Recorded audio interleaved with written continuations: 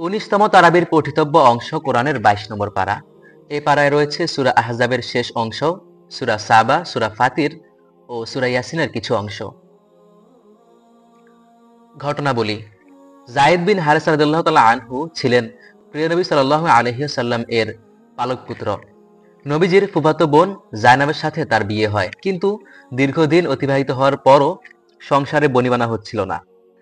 যায়েদ রাদিয়াল্লাহু তাআলা আনহু তালাকের ব্যাপারে পরামর্শ চাইলে রাসূল সাল্লাল্লাহু আলাইহি ওয়াসাল্লাম সংসার চালিয়ে যাওয়ার পরামর্শ দেন, কিন্তু একটা সময় তালাকের পথই বেছে নিতে হয় তাদেরকে। এরপর আল্লাহর নির্দেশে স্বয়ং রাসূল সাল্লাল্লাহু আলাইহি ওয়াসাল্লামই বিয়ে করেন জায়নাব বিনতে জাহাশকে। জাহিলি যুগে পালক পুত্রের তালাকপ্রাপ্তা স্ত্রীকে বিয়ে করা দোষণীয় মনে করা হতো। সেই প্রথা ভাঙতে মহান আল্লাহর নির্দেশে রাসূল সাল্লাল্লাহু আলাইহি ওয়াসাল্লাম জায়েদের তালাকপ্রাপ্তা স্ত্রীকে বিবাহ করেন। বাতাসের উপর কর্তৃত্ব ছিল সুলাইমান আলাইহিস সালাম এর একটি মুজিজা। 1 মাসের পথ তিনি এক সকাল কিংবা এক বিকেলে অতিক্রম করতে পারতেন।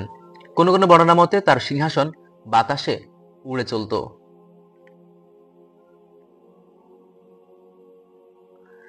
গলিত তামার প্রবাহ ছিল তার প্রতি আল্লাহর অনুগ্রহ ও মুজিজা। তিনি জিনদেরকে বিভিন্ন কাজে ব্যবহার করতেন। এমনকি বাইতুল মাকদিসের নির্মাণ কাজ চলাকালে তার মৃত্যু হলে অলৌকিকভাবে তিনি সেভাবেই ঠায় দাঁড়িয়েছিলেন, যেভাবে দাঁড়িয়ে তিনি জিনদেরকে নির্মাণ কাজে নির্দেশনা দিচ্ছিলেন। আর জিনেরা তো আপন কাজ করেই যাচ্ছিল। কাজ শেষ হলে আল্লাহর নির্দেশে সুলাইমান আলাইহিস সালাম এর লাঠি উই পোকা নষ্ট করে ফেলে আর তিনি মাটিতে পড়ে যান। সুলাইমান আলাইহিস সালাম এর এই অলৌকিক ঘটনার বর্ণনা এসেছে সূরা সাবায়। ইয়েমেনের অধিবাসী সাবা সম্প্রদায় ছিল ফল, ফসল এবং শিল্প সংস্কৃতিতে সমৃদ্ধ। আল্লাহ তাআলা বহু নিয়ামত দান করেছিলেন তাদের। বিলাসিতায় গা ভাসিয়ে তারা আল্লাহকে ভুলে গিয়েছিল। শিরকের মতো ভয়ঙ্কর অপরাধে তারা জড়িয়ে পড়েছিল। তাদের মাঝে বেশ কজন নবী রাসূল প্রেরিত হন, কিন্তু তারা নবীদের আহ্বানে সাড়া দেননি। মহান আল্লাহ বাদ ভাঙ্গা সর্বব্যাপী বন্যার আযাব দিয়ে তাদেরকে ধ্বংস করে দেন। আল্লাহর পথে আহ্বানের জন্য এক জনপদে কয়েকজন রাসূল প্রেরিত হন। তারা ঈমান ও আল্লাহর আনুগত্যের প্রতি আহ্বান করেন জনপদবাসীকে, কিন্তু তারা রাসূলগণকে মিথ্যাবাদী আখ্যা দেয়, অপোয়া বলে তাদেরকে পাথর ছুঁড়ে হত্যার হুমকি দেয়। শহরের প্রান্ত থেকে এক লোক দৌড়ে এসে রাসূলদের আনুগত্যের আহ্বান করে জনপদবাসীকে বললেন, যারা তোমাদের পথ প্রদর্শনের জন্য কোনো বিনিময় গ্রহণ করেন না তারা সঠিক পথের অনুসারী, তোমরা তাদের অনুসরণ করো। তিনি নিজে ঈমান এনে তাদেরকে তাওহীদের দাওয়াত দিতে লাগলেন। জবাবে নিষ্ঠুর সম্প্রদায় তাকে হত্যা করল। এরপর একজন ফেরেশতার একটি বিকট আওয়াজ তাদেরকে সমূলে ধ্বংস করে দিল। ঈমান আকীদা। হযরত মুহাম্মদ সাল্লাল্লাহু আলাইহি ওয়াসাল্লাম সর্বশেষ নবী ও রাসূল।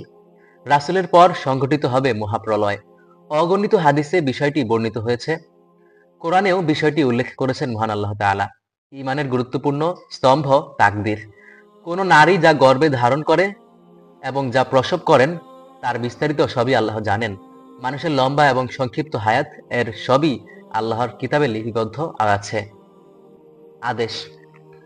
নারীদের গৃহে অবস্থান করা, বিশেষ প্রয়োজনে বাইরে যাওয়ার অবকাশ রয়েছে।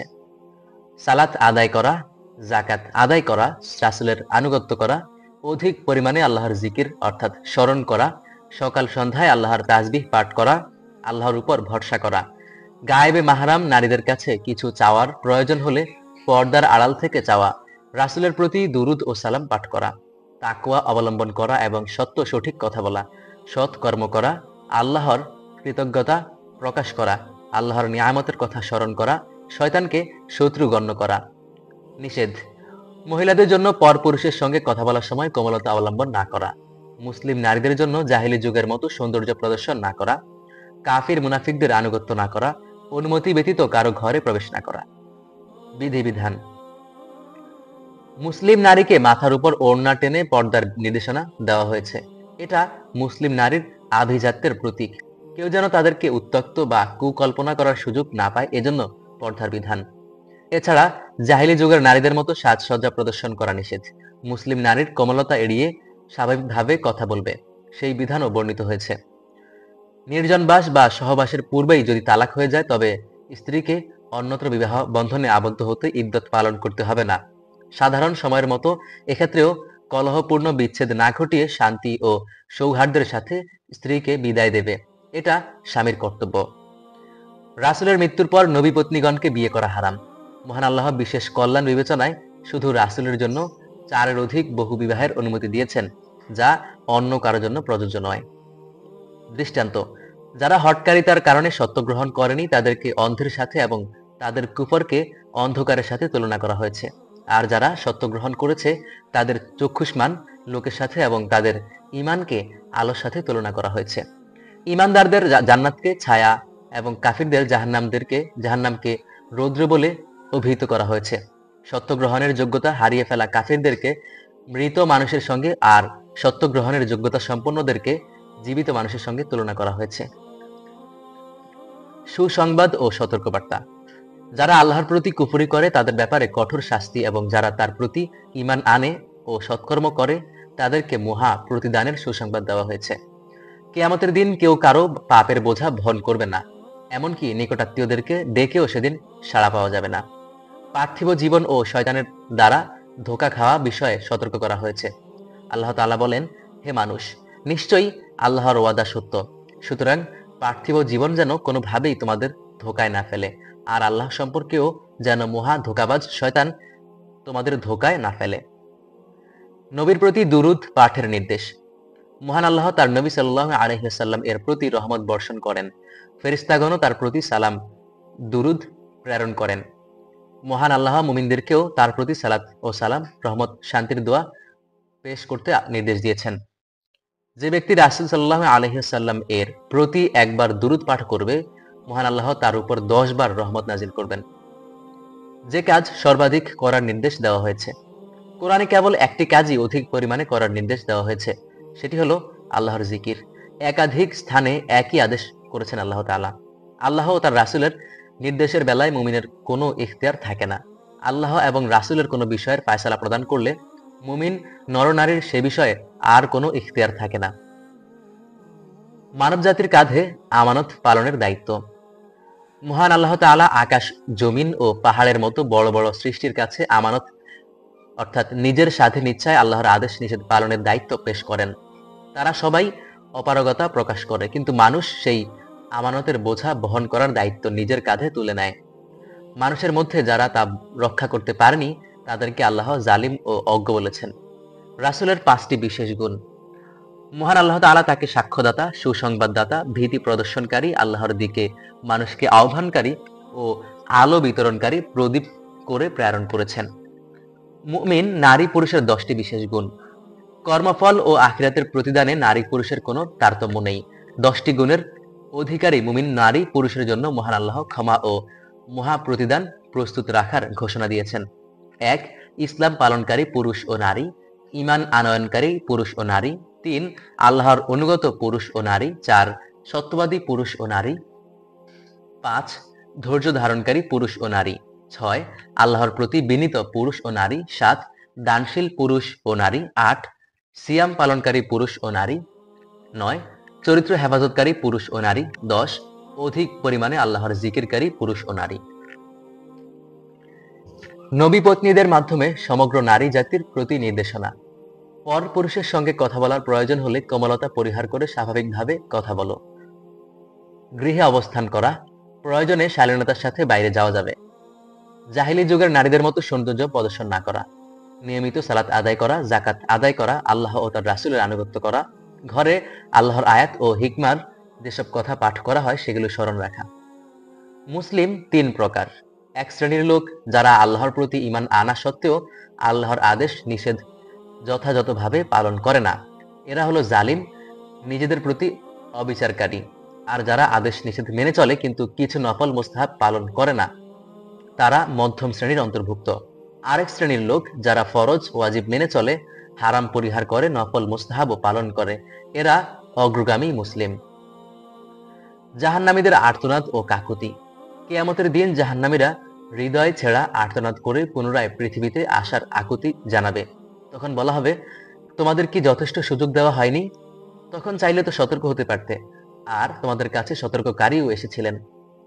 মিথ্যা অপবাদ ও কষ্ট দেওয়ার ভয়াবহতা: আর যারা মুমিন নারী পুরুষকে কৃত অন্যায় ছাড়াই কষ্ট দেয়, দোষারোপ করে, তারা অপবাদের, অন্যায় ও সুস্পষ্ট পাপের বোঝা বহন করল। আজকের শিক্ষা: মুমিনের কর্তব্য হলো সর্বদা আল্লাহ ও রাসূলের হুকুমের সামনে সমর্পিত থাকা। আল্লাহ ও রাসূলের হুকুম নিজের মর্জি বা স্বার্থের অনুকূল না হলেও পরকালীন কল্যাণের কথা ভেবে তা মেনে নেওয়াই মুমিনের বৈশিষ্ট্য। ধন সম্পদ আল্লাহ প্রদত্ত নিয়ামত। আল্লাহর সন্তুষ্টি লাভের জন্য এই ধন সম্পদ সদাকা করা উচিত। সদাকা করলে ধন সম্পদ কমে না, বরং মানুষ যাই ব্যয় করে আল্লাহ দুনিয়াতে তাকে বিকল্প দান করেন। আখিরাতেও রয়েছে তার জন্য উত্তম বিনিময়। এজন্য আল্লাহর রাহে ব্যয় করার ক্ষেত্রে কার্পণ্য করা উচিত নয়। 20তম তারাবির পঠিতব্য অংশে রয়েছে কোরআনের 23 নম্বর পারা। এ পারায় রয়েছে সূরা ইয়াসিনের অবশিষ্ট অংশ, সূরা সফফাত, সূরা সদ ও সূরা জুমারের কিছু অংশ। ঘটনাবলী: নূহ আলাইহিস সালাম স্বজাতির ঔদ্ধত্যে আল্লাহর সাহায্য চাইলে আল্লাহ তাকে সাহায্য করেন। মহাপ্লাবনে নূহ আলাইহিস সালাম এর নৌকার আরোহীরা ছাড়া বাকি সবাই ধ্বংস হয়ে যায়। প্লাবন পরবর্তী পৃথিবীতে কেবল নূহ আলাইহিস সালাম এর বংশধর অর্থাৎ হাম, সাম ও ইয়াফেসের প্রজন্ম টিকে থাকে। তাদের মাধ্যমে সম্পূর্ণ নতুন পৃথিবী গড়ে ওঠে। নূহ আলাইহিস সালাম এরপর পৃথিবীবাসী আবারও আল্লাহকে ভুলে যায়। শুরু হয় শিরক। তখন আবির্ভূত হন ইব্রাহিম আলাইহিস সালাম। দাওয়াতি মিশনে তিনিও বেশিরভাগ মানুষের কাছ থেকে প্রত্যাখ্যান হন। মহান আল্লাহ তাআলা তাকে বৃদ্ধ বয়সের সন্তান ইসমাইলকে স্বপ্নযোগে জবেহের নির্দেশ দেন। উল্লেখ্য, নবীগণের স্বপ্ন বাস্তবের মতোই সত্য। সন্তান ইসমাইলও আল্লাহর নির্দেশের সামনে নিজেকে সমর্পণ করেন এবং ধৈর্য ধারণের প্রতিশ্রুতি দেন। পিতা পুত্র উভয়ই যখন কঠিন পরীক্ষায় উত্তীর্ণ হলেন, তখন ছুরির নিচে অলৌকিকভাবে একটি দুম্বা পাঠালেন আল্লাহ তাআলা। জবাই হলো দুম্বা, বেঁচে গেলেন শিশু ইসমাইল। এরপর ধারাবাহিকভাবে কয়েকজন নবীর সংক্ষিপ্ত ইতিহাস আলোচনা করা হয়েছে। তারা হলেন মুসা, হারুন, ইলিয়াস, লূত ও ইউনুস আলাইহিমুসসালাম। ইউনুসকে যখন সমুদ্রের বিশাল মাছ গিলে ফেলে, তখন তিনি নিজেকে ভৎসনা করেন এবং জিকিরে রত থাকেন। আল্লাহর তাসবিহের গুণে মহান আল্লাহ তাআলা তাকে অলৌকিকভাবে রক্ষা ও উদ্ধার করেন। ইউনুস আলাইহিস সালাম এর জাতি আল্লাহর আযাব দেখে সতর্ক হয় এবং ঈমান আনে। তাদের সংখ্যা ছিল লক্ষাধিক। দাউদ আলাইহিস সালাম এর প্রশংসা করে তার একটি ভুলের বিষয় সতর্ক করার ইঙ্গিত দিয়েছেন মহান আল্লাহ তাআলা। তিনি দাউদ আলাইহিস সালাম এর কাছে দুজন বিচার প্রার্থীকে পাঠালেন। বিবাদের ফয়সালা করতেই দাউদ আলাইহিস সালাম সচকিত হয়ে সিজদায় লুটিয়ে পড়লেন। তিনি বুঝতে পারলেন তাকে সূক্ষ্মভাবে সতর্ক করা হয়েছে। এখান থেকে বোঝা যায় আল্লাহর প্রিয় বান্দাদেরও কখনো কখনো মামুলি ভুল ত্রুটি হতে পারে। সেটা বুঝতে পারার সাথে সাথে তাওবা করাই হলো বুদ্ধিমানের কাজ। মূল ঘটনা কি সে বিষয়ে নানা গল্প প্রচলিত আছে, যার কোনোটিই নির্ভরযোগ্য নয়, বরং কোনো কোনো গল্প সম্পূর্ণ বিভ্রান্তিমূলক ও মিথ্যাচার। দাউদ আলাইহিস সালামকে আল্লাহ সুলাইমান আলাইহিস সালাম নামক সন্তান দান করেন। তিনি আল্লাহর প্রিয় পাত্র ও নবী ছিলেন। আল্লাহ সুলাইমানের প্রশংসা করে সুলাইমান সংশ্লিষ্ট দুটি ঘটনার ইঙ্গিত দেন। সুলাইমান আলাইহিস সালাম আল্লাহর কাছে এমন রাজত্ব চেয়েছেন যা পৃথিবীতে আর কারো অর্জিত হবে না। উল্লেখিত নবীগণের প্রশংসা করে তাদের প্রতি শান্তি বর্ষণ এবং তাদের সুনাম সুখ্যাতি পৃথিবীতে অটুট রাখার ঘোষণা দেন মহান আল্লাহ তাআলা। হাজার হাজার বছর অতিবাহিত হওয়ার পরও তাদের যে খ্যাতি ও সুনাম বিশ্ববাসীর হৃদয়ে সংরক্ষিত আছে তা আর কারণেই। আইয়ুব আলাইহিস সালাম ছিলেন ধৈর্যের প্রবাদ পুরুষ। দুরারোগ্য ব্যাধিতে আক্রান্ত হয়েও তিনি ধৈর্যের সাথে দোয়ায় মগ্ন ছিলেন। পরীক্ষায় উত্তীর্ণ হওয়ার পর আল্লাহ তাআলা তাকে সুস্থতার অলৌকিক পথ বাতলে দেন। তিনি আরোগ্য লাভ করেন। এদিকে স্ত্রীর একটি ভুল পদক্ষেপে মর্মাহত হয়ে তিনি একটি শপথ করেন। পরে অনুতপ্ত হলে তাকে শপথ রক্ষার সহজ পথ বাতলে দেওয়া হয়। এছাড়াও ইব্রাহিম, ইসমাইল, ইসহাক, ইয়াসা ও জুলকিফল আলাইহিমুসসালাম এর প্রশংসা করে তাদের ঘটনাবলীকে উপদেশ আখ্যা দিয়েছেন আল্লাহ তাআলা। সূরার শেষের দিকে আদম আলাইহিস সালাম এর সৃষ্টি, আদমকে সিজদা করতে শয়তানের অস্বীকৃতি এবং আল্লাহর রহমত থেকে বিতাড়িত হয়ে শয়তান কর্তৃক মানুষকে বিভ্রান্ত করার শপথের বিষয়টি উঠে এসেছে। ঈমান আকীদা: ফেরেশতাগণ আল্লাহর সৃষ্টি। ফেরেশতাদের অস্তিত্ব এবং তাদের বিষয়ে কোরআন সুন্নাহর বিবরণের প্রতি বিশ্বাস স্থাপন করা ঈমানের গুরুত্বপূর্ণ স্তম্ভ। কতক ফেরেশতা আল্লাহর ইবাদতে বা নির্দেশ পালনার্থে সারিবদ্ধভাবে দণ্ডায়মান থাকে, কতক শয়তানের ঊর্ধ্ব জগতে অনুপ্রবেশে বাধা প্রদান করে এবং কতক আল্লাহর জিকির ও তেলাওয়াতে মশগুল থাকে। সেসব ফেরেশতার শপথ করে আল্লাহ বলেন, নিশ্চয়ই তোমাদের রব এক। মক্কার মুশরিকরা ফেরেশতাদেরকে আল্লাহর কন্যা বলে বিশ্বাস করত, নাউজুবিল্লাহ। অথচ তারা নিজেদের জন্য কন্যা সন্তান পছন্দ করত না। মহান আল্লাহ তাআলা তাদের সেই ভ্রান্ত বিশ্বাস খণ্ডন করে প্রশ্ন রেখেছেন, পালনকর্তার জন্য কন্যা সাব্যস্ত করেছ আর নিজেদের জন্য পুত্র সন্তান। আল্লাহ সন্তান গ্রহণের ঊর্ধ্বে এবং এ থেকে তিনি পবিত্র। এই ভ্রান্ত বিশ্বাসকে তাদের মন গড়া মিথ্যাচার বলে অভিহিত করা হয়েছে। আদেশ: আল্লাহর দেওয়া রিজিক হতে ব্যয় অর্থাৎ দান করা, একমাত্র আল্লাহর ইবাদতি করা, কাফির মুশরিকদের কষ্ট, কট কথায়, কটু কথায় ধৈর্য ধারণ করা, ন্যায় বিচার করা, আল্লাহকে ভয় করা। নিষেধ: শয়তানের ইবাদত না করা, প্রবৃত্তির অনুসরণ না করা। দৃষ্টান্ত: যে ব্যক্তি একাধিক মালিকের অধীনে থাকে তার বিপদের শেষ নেই। কোন মালিককে কিভাবে খুশি করবে তাই নিয়ে সে বিপাকে পড়ে। আর যে ব্যক্তি একজন মালিকের অধীনে থাকে সে একনিষ্ঠভাবে এক মালিকের আনুগত্য করতে পারে। অনুরূপভাবে তাওহীদে বিশ্বাসী মানুষ একাগ্রচিত্তে ও একনিষ্ঠভাবে এক আল্লাহর ইবাদতে মশগুল হয় ও প্রশান্তি লাভ করে। পক্ষান্তরে বহু ঈশ্বরবাদী শিরকে লিপ্ত ব্যক্তি অসংখ্য উপাস্যকে খুশি করতে গিয়ে দিশেহারা হয়ে পড়ে। মহাপ্রলয়ের দৃশ্যপট: পৃথিবীর নির্ধারিত আয়ু শেষ হলে মহাপ্রলয় ঘটবে। এরপরই শুরু হবে বিচার দিবসের কার্যক্রম। অবিশ্বাসীরা কিয়ামত দিবস নিয়ে বিতর্কে লিপ্ত থাকা অবস্থায় মহানাদ তাদেরকে পাকড়াও করবে। তখন শেষ কথা বলা বা পরিবারের কাছে ফিরে যাওয়ার সুযোগও তারা পাবে না। ইসরাফিল আলাইহিস সালাম সিংহায় ফু দিলে প্রত্যেকে কবর থেকে উঠে প্রতিপালকের দিকে ছুটবে। কিয়ামতের ভয়াবহ কিছু চিত্র: দুনিয়াতে পাপী মুত্তাকি একত্রে বসবাস করলেও কিয়ামতের দিন পাপিষ্ঠদেরকে মুত্তাকিদের থেকে পৃথক হয়ে যাওয়ার নির্দেশ দেওয়া হবে। পাপিষ্ঠদের মুখে মোহর মেরে দেওয়া হবে, তাদের হাত, পা ও অঙ্গ প্রত্যঙ্গ কথা বলবে এবং আপন কৃত কর্মের সাক্ষ্য দিবে। আল্লাহর নিদর্শন: সূরা ইয়াসিনের বিভিন্ন আয়াতে পুনরুত্থানের যৌক্তিকতা তুলে ধরা হয়েছে। আল্লাহর কয়েকটি ধারাবাহিক নিদর্শন বর্ণনা করা হয়েছে যা আল্লাহর অস্তিত্ব ও পুনরুত্থানের যৌক্তিকতা প্রমাণ করে। তার একটি হলো মৃত জমিন।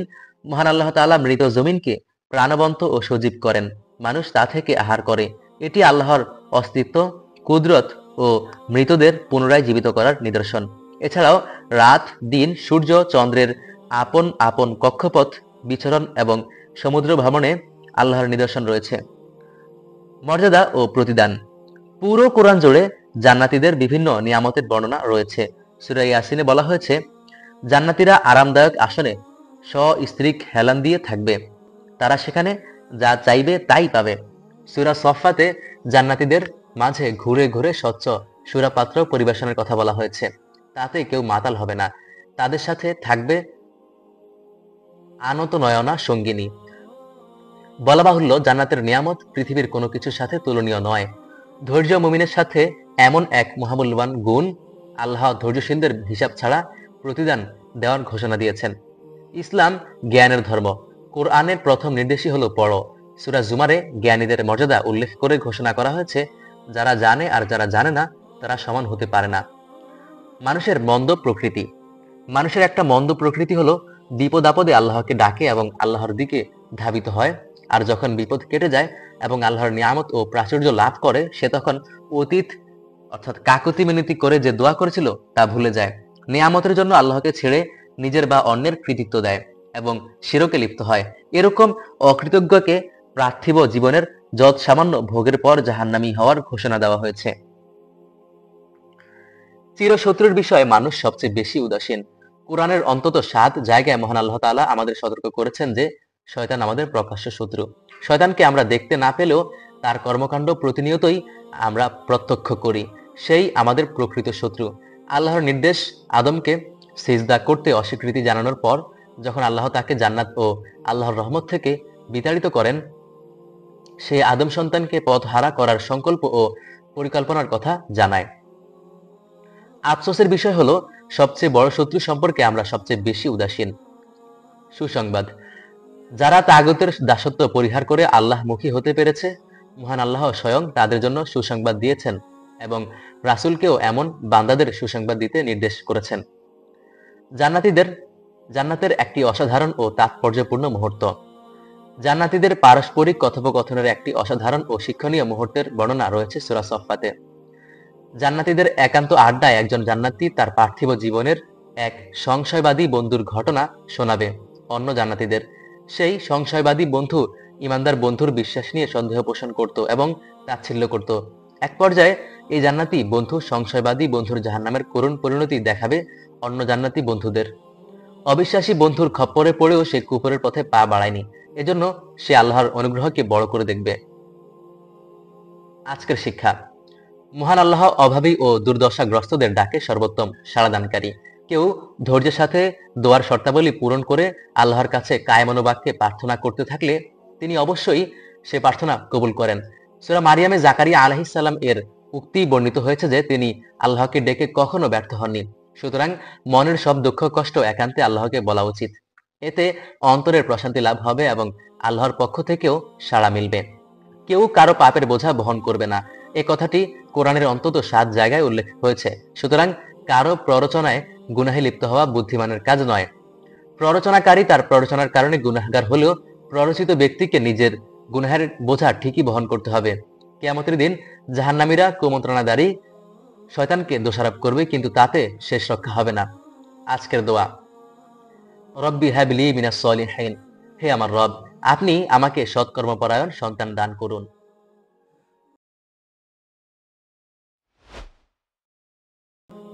21তম তারাবি। 21তম তারাবির পঠিতব্য অংশ হলো কোরআনের 24তম পারা। এই পারায় রয়েছে সূরা জুমারের অবশিষ্টাংশ, সূরা মুমিন ও সূরা হামিম সিজদার 2/3। ঘটনা বলি। মুসা আলাইহিস সালাম এর দাওয়াতে যখন লোকজন ঈমান আনতে শুরু করে, ফেরাউন দ্বিতীয় দফায় গণহত্যার ফরমান জারি করে। এর আগে মুসার আগমন ঠেকাতে গণহারে শিশু হত্যা চালিয়েছিল সে। এবার বনি ইসরাইলের সব পুরুষকে হত্যা করে নারীদের বাঁচিয়ে রাখার নির্দেশ দেওয়া হয়, যেন বনি ইসরাইল মুসা আলাইহিস সালাম এর অস্তিত্বকেই অভিশপ্ত ও অকল্যাণকর মনে করে। মুমিনদের বংশবিস্তার ঠেকানোও ছিল এই গণহত্যার অন্যতম কারণ, কিন্তু কাফিরদের চক্রান্ত বিফলে যায়। ফেরাউন ও তার সৈন্যবাহিনীর সলিল সমাধি হলে তাদের সব পরিকল্পনা ভেস্তে যায়। ফেরাউনের ঘনিষ্ঠ এক ব্যক্তি ঈমান এনেছিল। সে সব ক্ষেত্রে মুসার পক্ষাবলম্বন করত। শুধু তাই নয়, স্বজাতিকে সতর্ক করারও বহু চেষ্টা করেছে সে। তার যুক্তি ছিল এমন, মুসা মিথ্যা বললে সেই মিথ্যা তার উপরই বর্তাবে, আর তার কথা যদি সত্য হয় তবে তাকে অমান্য করার কারণে তোমাদের তো মহা আযাব স্পর্শ করবে। অচিরেই তোমরা আমার কথা স্মরণ করবে, আর আমার বিষয় আমি আল্লাহর উপর ন্যস্ত করেছি। লোকটির বিরুদ্ধেও ফেরাউনের সহযোগীরা নানা চক্রান্ত করেছিল। অবশেষে মহান আল্লাহ তাআলা তাদের সব চক্রান্ত নস্যাৎ করে দেন।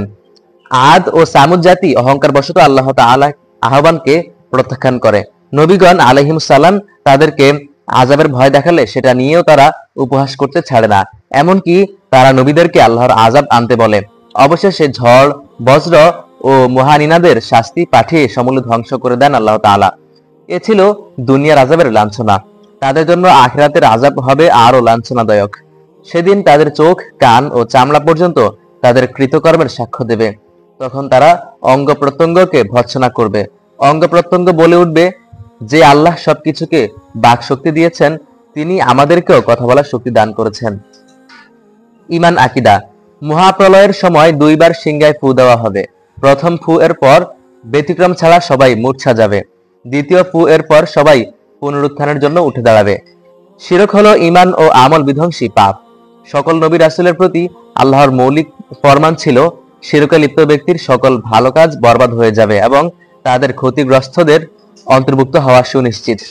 মৃত্যুর পর কিয়ামতের পূর্ব পর্যন্ত মানুষের দেহাবশেষ যেখানে যে অবস্থায় থাকে সেটাকে বারজাখের জীবন বলা হয়। বারজাখী জীবনে পাপিষ্ঠরা আযাব এবং সৎকর্মশীলরা নিয়ামত ভোগ করবে। এটা আহলুস সুন্নাহ ওয়াল জামাতের গুরুত্বপূর্ণ আকীদার একটি। সূরা মুমিনে এটি প্রমাণিত। আদেশ। প্রতিপালকের অভিমুখী হওয়া, আযাব আসার আগে আল্লাহর নিকট আত্মসমর্পণ করা, রবের পক্ষ হতে উত্তম যা কিছু নাজিল হয়েছে তার অনুসরণ করা, আল্লাহর ইবাদত করা, কৃতজ্ঞদের অন্তর্ভুক্ত হওয়া, একনিষ্ঠভাবে আল্লাহকে ডাকা, কিয়ামত দিবস সম্পর্কে মানুষকে সতর্ক করা, ধৈর্য ধারণ করা, নিজের অপরাধের জন্য ক্ষমা প্রার্থনা করা, সকাল সন্ধ্যা রবের সপ্রশংস তাসবিহ পাঠ করা, আল্লাহর কাছে আশ্রয় প্রার্থনা করা, আল্লাহর কাছে দোয়া করা, আল্লাহর প্রতি একাগ্র হয়ে থাকা, আল্লাহর কাছে ক্ষমা প্রার্থনা করা, মন্দকে উত্তম পন্থায় প্রতিহত করা, বিতাড়িত শয়তান থেকে আল্লাহর কাছে আশ্রয় প্রার্থনা করা, সৃষ্টিকে সেজদা না করে স্রষ্টাকে সেজদা করা। নিষেধ। আল্লাহর রহমত হতে নিরাশ না হওয়া, আল্লাহ ছাড়া অন্য কারো ইবাদত না করা, চন্দ্র সূর্যের সিজদা না করা। বিধিবিধান।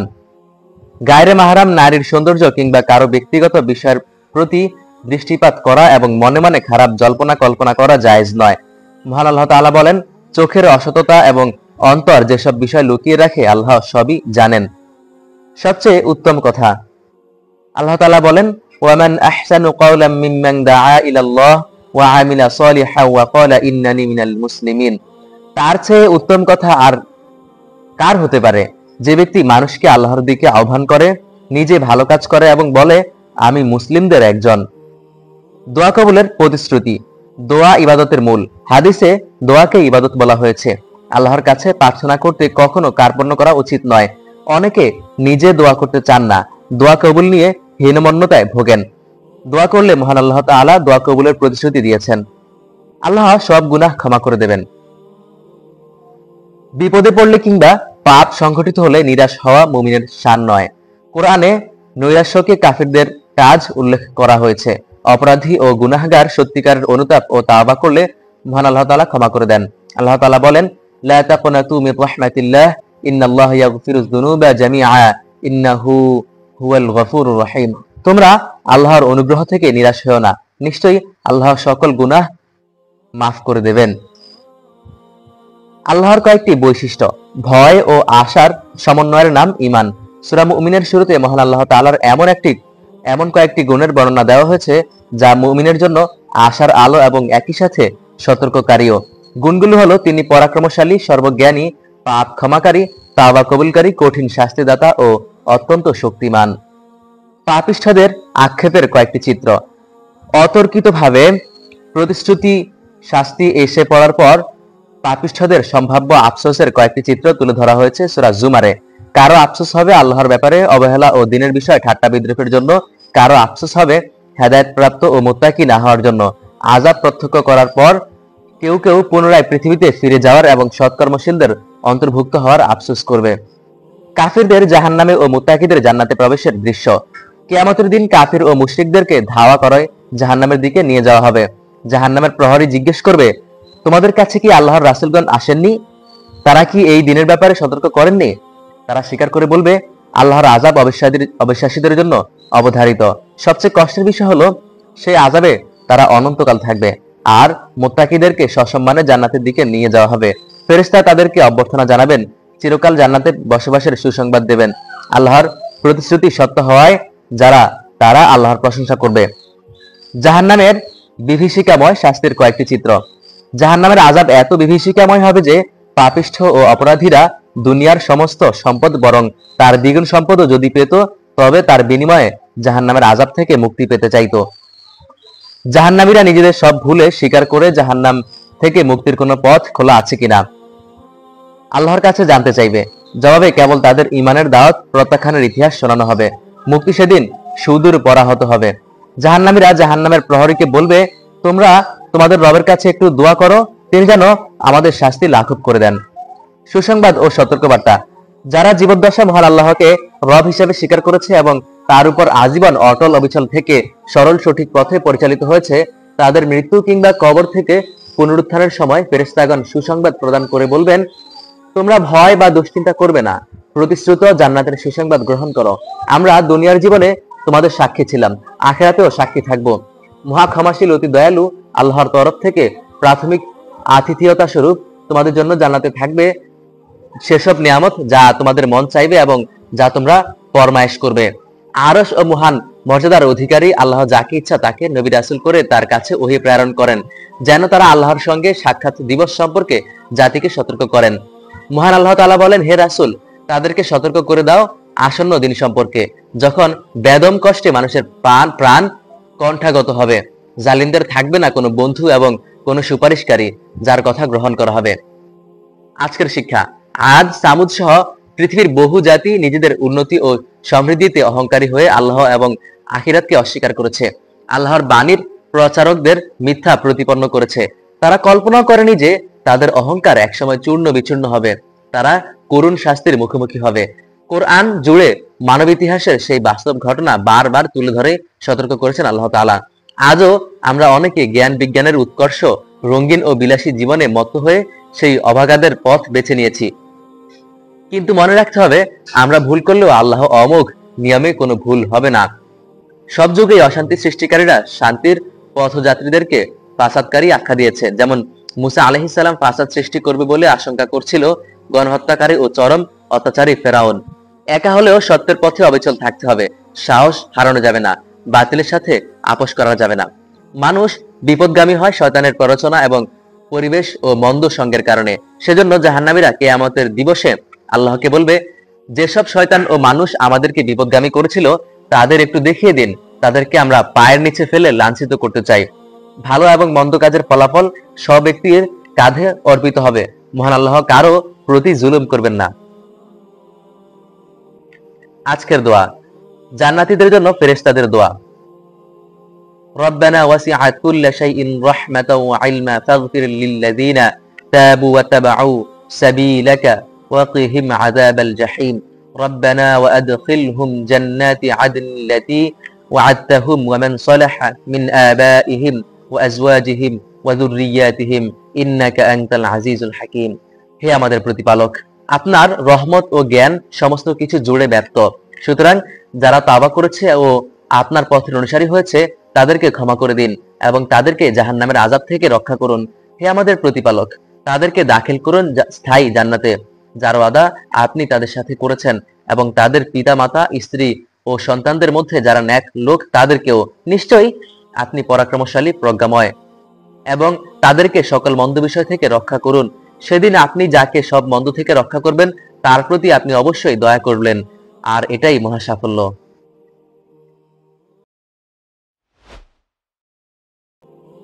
22তম তারাবি। 22তম তারাবির পঠিতব্য অংশ হলো কোরআনের 25 নম্বর পারা। এই পারায় রয়েছে সূরা হামিম সিজদার শেষ অংশ, সূরা শুরা, সূরা যুখরুফ, সূরা দুখান ও সূরা জাসিয়া। ঘটনাবলী: মুসা আলাইহিস সালাম এর তাওহীদের আহ্বান শুনে ফেরাউন ও তার অনুসারীরা ঠাট্টা বিদ্রুপ করত। এরপর যখন একের পর এক আল্লাহর সতর্কীকরণ নিদর্শন অর্থাৎ আযাব আসতো, তখন তারাই আবার মুসাকে আল্লাহর কাছে দোয়া করতে অনুনয় বিনয় করত। কিন্তু বিপদ দূর হয়ে গেলে আবার তারা পূর্বের অবস্থায় ফিরে যেত। ফেরাউন বলতো, আমি মিশরের রাজাধিরাজ, এই যে প্রবাহমান নদী নালা এসবই আমার, তাহলে আমি কেন মুসার মতো এক ক্ষমতাহীন মানুষের আনুগত্য করব? বনী ইসরাইলকে ফেরাউন দাস বানিয়ে রেখেছিল। মুসা আলাইহিস সালাম ফেরাউনের কাছে স্বগোত্রের মুক্তি চেয়েছিলেন। জবাবে ফেরাউন ও তার অনুসারীরা মুসাকে হত্যার হুমকি দেয়। আল্লাহ মুসাকে নির্দেশ দেন তিনি যেন অনুসারীদের নিয়ে রাতের আধারে এলাকা ত্যাগ করেন। পাশাপাশি এও জানিয়ে দেন ফেরাউন তাদের পিছু নেবে এবং সমুদ্রে নিমজ্জিত হবে। আল্লাহর প্রতিশ্রুতি সত্য পরিণত হবে, পাপিষ্ঠরা আল্লাহর আযাবে ধ্বংস হয়ে যাবে। তাদের ধন সম্পদ, বাগ বাগিচা, নদী নালা, শস্যক্ষেত্র, সুরম্য অট্টালিকা ও বিলাসী আসবাবপত্র পড়ে থাকে বেওয়ারিশ। পরে অন্য সম্প্রদায়কে সেগুলোর উত্তরাধিকারী বানান আল্লাহ তাআলা। ঈমান আকীদা: অগণিত ফেরেশতা ঊর্ধ্বাকাশে ইবাদতে রত থাকেন। তাদের সংখ্যা এত বেশি যেন আসমান ভেঙে পড়ার উপক্রম হয়। ফেরেশতাগণ আল্লাহর প্রশংসা ও পবিত্রতা বর্ণনার পাশাপাশি পৃথিবীবাসীর জন্য ইস্তেগফার করেন। আদেশ: দিন প্রতিষ্ঠা করা, আল্লাহর দিকে আহ্বান করা, আল্লাহর আদেশের উপর প্রতিষ্ঠিত থাকা, ওহীর নির্দেশকে দৃঢ়ভাবে আঁকড়ে ধরা, আল্লাহকে অনুসরণ করা, কাফির মুশরিকদের অস্বীকৃতি উপেক্ষা করা, শরিয়াহ অনুসরণ করা। নিষেধ: পরস্পর বিচ্ছিন্ন না হওয়া, প্রবৃত্তির অনুসরণ না করা, ঈসা আলাইহিস সালাম কিয়ামতের নিদর্শন হওয়ার ব্যাপারে সন্দেহ পোষণ না করা, আল্লাহর বিরুদ্ধে ঔদ্ধত্য না দেখানো, দিন সম্পর্কে যারা জানে না তাদের খেয়াল খুশির অনুসরণ না করা। দুনিয়াদার ও আখিরাতমুখী মানুষের লাভ লোকসানের খাতিয়ান। বুদ্ধিমান মুমিনগণ দুনিয়ার জন্য ব্যাকুল হয় না, তারা আখিরাতের উপর দুনিয়াকে প্রাধান্য দেয় না। তারা আল্লাহর কাছে দুনিয়া আখিরাত উভয় জগতের কল্যাণ কামনা করে। যে আখিরাত চায়, আখিরাত যার ধ্যান জ্ঞান, আল্লাহ তাকে চাওয়ার চেয়েও অনেক বেশি দান করেন। আর যে দুনিয়া চায়, আল্লাহ তাকে তার চাওয়ার তুলনায় দুনিয়ায় যত কিঞ্চিত দান করেন, আখিরাতে তার কোনো হিস্সা থাকে না। সন্তান দেওয়ার মালিক আল্লাহ তাআলা। সন্তান হওয়া না হওয়া কিংবা পুত্র বা কন্যা সন্তান হওয়ার মানুষের কোনো হাত নেই। সুতরাং সন্তানের ব্যাপারে পরস্পরকে দোষারোপ করা নির্বুদ্ধিতা। মুমিন নিজের চেষ্টায় পাশাপাশি আল্লাহর কাছে ধর্ণা দেয় এবং আল্লাহর ফয়সালার সন্তুষ্ট থাকে। তিনি যাকে ইচ্ছা কন্যা দেন, যাকে ইচ্ছা পুত্র দেন, যাকে ইচ্ছা পুত্র ও কন্যা উভয়টি দেন, আবার যাকে ইচ্ছা তিনি বন্ধা রাখেন। সকল নবী রাসূলের মূল মিশন। নবী রাসূলদের মূল মিশন এক ছিল।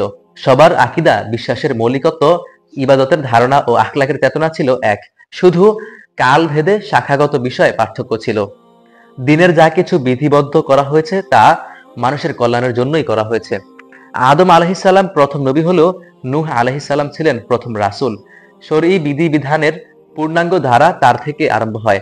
নূহ আলাইহিস সালাম এর প্রতি যে নির্দেশ ছিল, মৌলিকভাবে মুহাম্মদ সাল্লাল্লাহু আলাইহি ওয়াসাল্লাম এবং ইব্রাহিম, মুসা, ঈসা আলাইহিমুস সালাম এর প্রতিও একই নির্দেশ ছিল। আর তা হলো, তোমরা দিনকে প্রতিষ্ঠিত করো এবং পরস্পর বিচ্ছিন্ন হইও না। আশা জাগানিয়া আয়াত। পাপের পথ ছেড়ে যারা তওবা করে আল্লাহর দিকে ফিরে আসতে চায়, মহান আল্লাহ তাআলা তাদের এই ফিরে আসাকে কবুল করেন এবং পূর্বের গুনাহসমূহ ক্ষমা করে দেন। আখিরাতের সর্বোৎকৃষ্ট ও চিরস্থায়ী নিয়ামত তাদের জন্য: ১. যারা ঈমান আনে। ২. আল্লাহর উপর ভরসা করে। ৩. বড় বড় গুনাহ ও অশ্লীল কাজ থেকে বিরত থাকে। ৪. কারো প্রতি ক্রুদ্ধ হলে তাকে ক্ষমা করে দেয়। ৫. রবের আহ্বানে সাড়া দেয়। ৬. সালাত কায়েম করে। ৭. পরামর্শ ভিত্তিক কাজ করে। ৮. আল্লাহর দেওয়া রিজিক হতে আল্লাহর সন্তুষ্টির পথে ব্যয় করে। ৯. নিজেদের উপর জুলুম অত্যাচার করা হলে ইনসাফপূর্ণভাবে তার প্রতিবিধান করে। আল্লাহর জ্ঞানের সূক্ষ্মতা। মহান আল্লাহর সৃষ্টি জগতের ক্ষুদ্রাতি ক্ষুদ্র বিষয়গুলোও জানেন। তার অজ্ঞতা সারে গাছের পাতাও ঝরে না।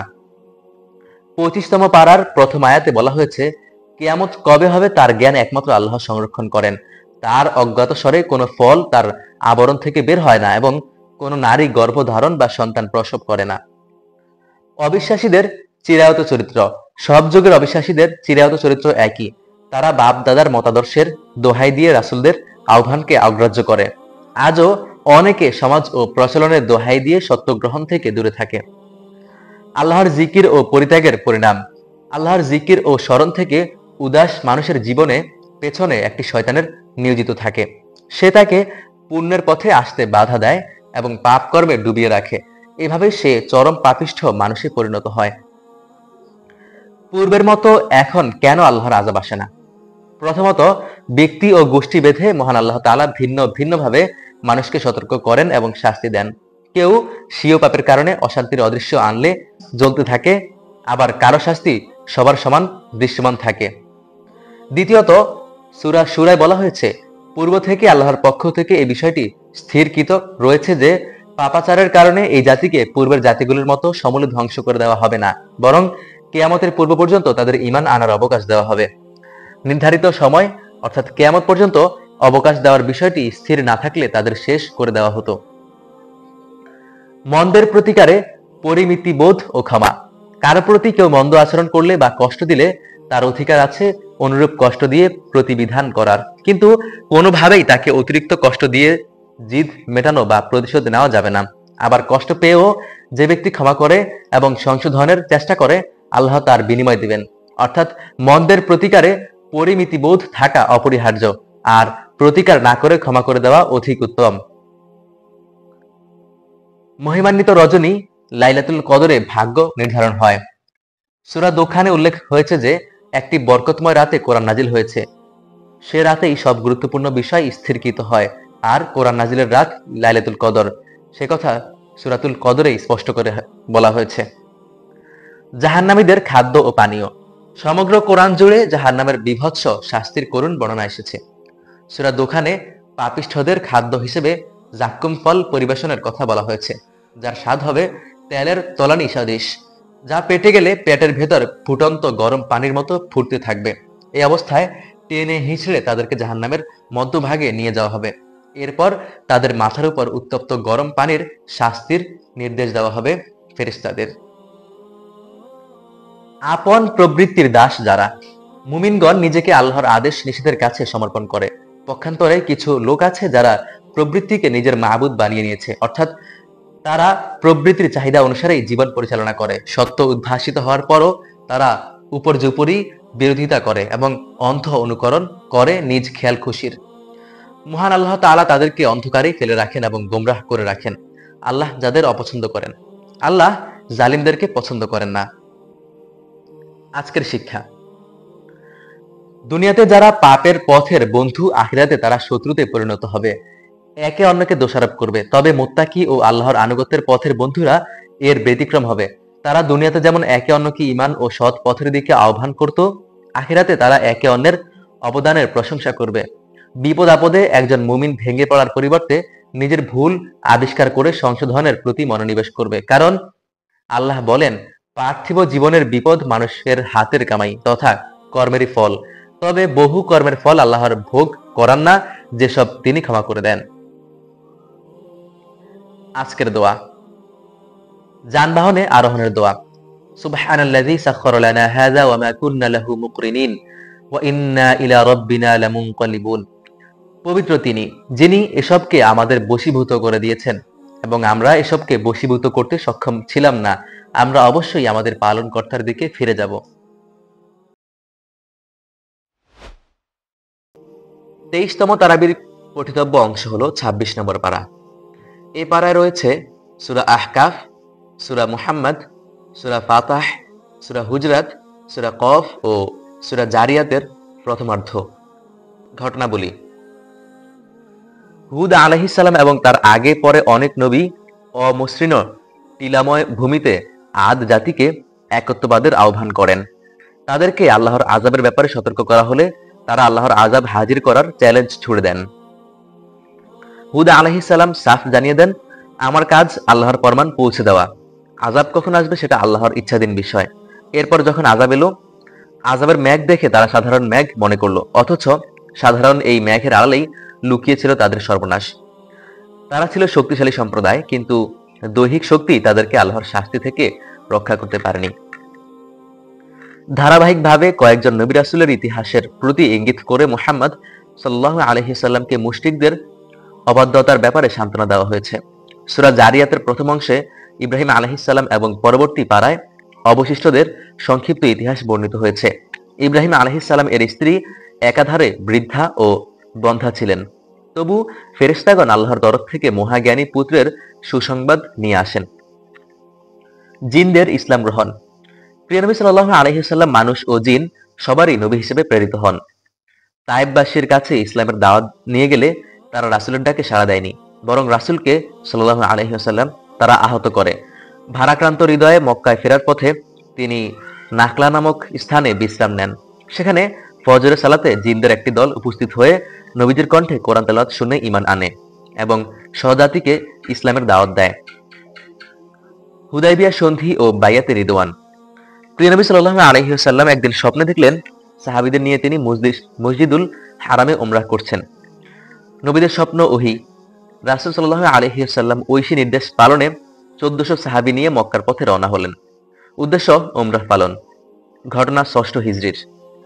হুদাইবিয়া নামক স্থানে পৌঁছানোর পর কাফেলা মক্কার মুশরিক দ্বারা বাধাগ্রস্ত হয়।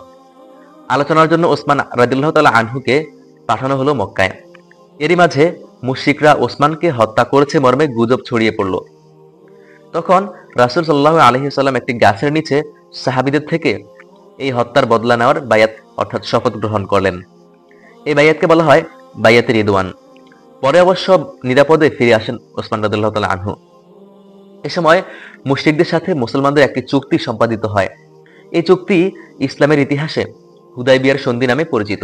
সন্ধির শর্তগুলো বাহ্যিকভাবে মুসলিমদের স্বার্থ বিরোধী মনে হলেও মহান আল্লাহ এটাকেই সুস্পষ্ট বিজয় আখ্যা দিয়েছেন। পরবর্তীতে দিকে দিকে ইসলাম ছড়িয়ে পড়া ও মক্কা বিজয়ের বীজ এই সন্ধির মাধ্যমেই বপিত হয়েছিল। সন্ধি চুক্তি সাহাবীদের মনোভূত না হওয়ায় মহান আল্লাহ তাআলা তাদের উপর সাকিনাহ বা প্রশান্তি নাজিল করেন। নবীর স্বপ্ন মিথ্যা হয় না, কিন্তু তিনি সাহাবীদের নিয়ে অচিরেই মক্কায় প্রবেশ করবেন মর্মে ভবিষ্যৎবাণী করা হয়। পরবর্তী বছর সেটি বাস্তবায়িত হয়। এই অভিযানে মুনাফিকরা অংশগ্রহণ করেনি। তাদের বিষয়েও সতর্ক করা হয়েছে সূরা ফাতাহেতে। হুদাইবিয়ার চুক্তির শর্তে মন খারাপ করা সাহাবীদের সুসংবাদ দেওয়া হয় যে অচিরেই মক্কা বিজয়ের পূর্বে তারা একটি বিজয় অর্জন করবে। তাতে প্রচুর যুদ্ধলব্ধ সম্পদ হস্তগত হবে। হুদাইবিয়ার সন্ধির 1 মাসের মধ্যেই খায়বার বিজয়ের মাধ্যমে সে ভবিষ্যৎবাণী বাস্তবায়িত হয়। ঈমান আকীদা। পুনরুত্থান সত্য। মহান আল্লাহ তাআলা যেহেতু সৃষ্টি জগতের প্রতিটি অণুপরমাণুর জ্ঞানও রাখেন, বরং তিনি মনের জল্পনা কল্পনার জ্ঞানও রাখেন এবং তিনি জ্ঞানগতভাবে মানুষের ধমনীর চেয়েও নিকটবর্তী। তাই মানুষের দেহাবশেষ মাটিতে মিশে গেলেও তা সংরক্ষণ, একত্রকরণ এবং পুনরায় সৃষ্টিকরণ তার পক্ষে অসম্ভব নয়। আদেশ: পিতামাতার সাথে সদ্ব্যবহার করা, আল্লাহর দিকে আহ্বানকারীর ডাকে সাড়া দেওয়া, আল্লাহর প্রতি ঈমান আনা, ধৈর্য ধারণ করা, নিজের জন্য ও মুমিন নারী পুরুষের জন্য আল্লাহর কাছে ক্ষমা প্রার্থনা করা, আল্লাহ ও তার রাসূলের আনুগত্য করা, তাকওয়া অবলম্বন করা, সংবাদ গ্রহণের ক্ষেত্রে যাচাই বাছাই করা, কলহে লিপ্ত মুসলিমদের মাঝে মীমাংসা ও ন্যায় বিচার করা, মন্দ ধারণা থেকে বেঁচে থাকা, কাফির মুশরিকদের কষ্টদায়ক কথাবার্তায় ধৈর্য ধারণ করা, সূর্যোদয় ও সূর্যাস্তের পূর্বে আল্লাহর তাসবিহ পাঠ করা, রাত্রের কিছু অংশে আল্লাহর পবিত্রতা ঘোষণা করা, কোরআনের সাহায্য উপদেশ দেওয়া।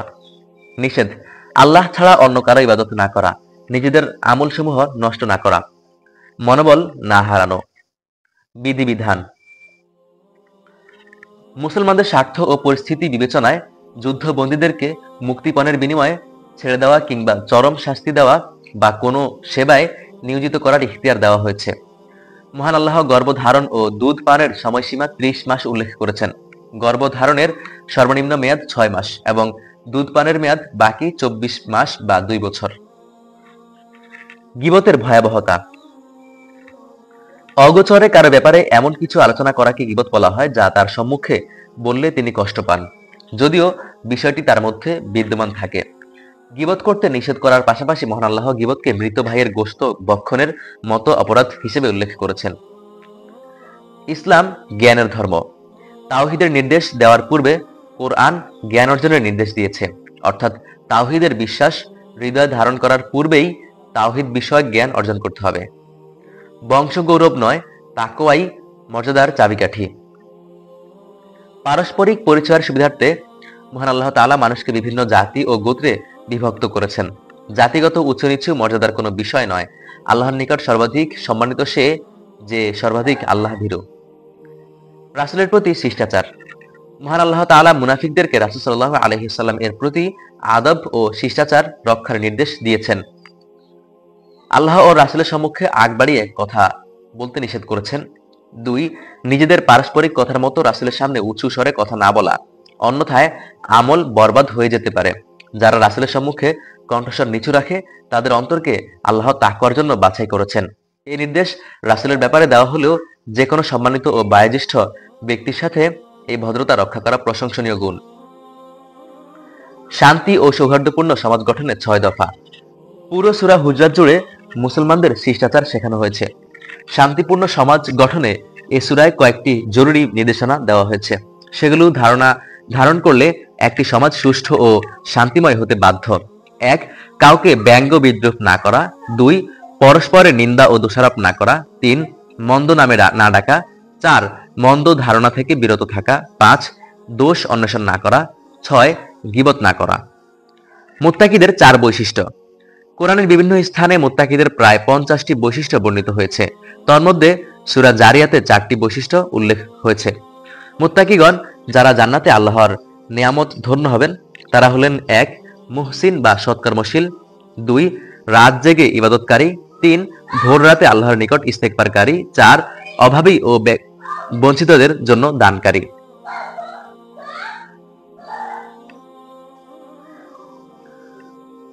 কোরআন সম্পর্কে চিন্তা ভাবনা না করা অন্তর তালাবদ্ধ থাকার লক্ষণ। নানা কারণে অন্তরে মোহরাঙ্কিত হয়ে যায়। পাপে ডুবে থাকতে থাকতে অন্তর চেতনাহীন ও কঠোর হয়ে যায়। ফলে এই অন্তর ভালো মন্দ পরখ কিংবা কোরআন থেকে হেদায়েত লাভ করতে ব্যর্থ হয়। সূরা আরাফে আল্লাহ তাআলা বলেছেন, যারা অন্যায়ভাবে অহংকার প্রদর্শন করে তাদেরকে আল্লাহর আয়াত থেকে বিমুখ করে রাখা হয়। সূরা মুহাম্মাদে আল্লাহ বলেছেন, তারা কি কোরআন নিয়ে চিন্তা ভাবনা করে না, নাকি অন্তরে তালা লেগে গেছে? সাহাবীদের বৈশিষ্ট্য। কাফিরদের ব্যাপারে কঠোর। 2. মুমিনদের প্রতি দয়ালু। 3. তারা কখনো রুকুতে কখনো সিজদায় রত থাকেন। 4. তারা আল্লাহর করুণা ও সন্তুষ্টি প্রত্যাশী। 5. তাদের চেহারা সিজদার চিহ্ন বিশিষ্ট। সাহাবীদের মর্যাদা ও তাদের প্রতি আল্লাহর সন্তুষ্টি ঘোষণা। 1. হুদায়বিয়া সন্ধির সময় নবীজির হাতে বাইয়াত গ্রহণকারী সাহাবীদের প্রতি মহান আল্লাহর সন্তুষ্টির ঘোষণা করা হয়েছে। 2. স্বয়ং আল্লাহ সাক্ষ্য দিচ্ছেন তারা নিষ্ঠার সাথে বাইয়াত গ্রহণ করেছেন। 3. তাদের উপর আল্লাহর প্রশান্তি নাজিল করেছেন। 4.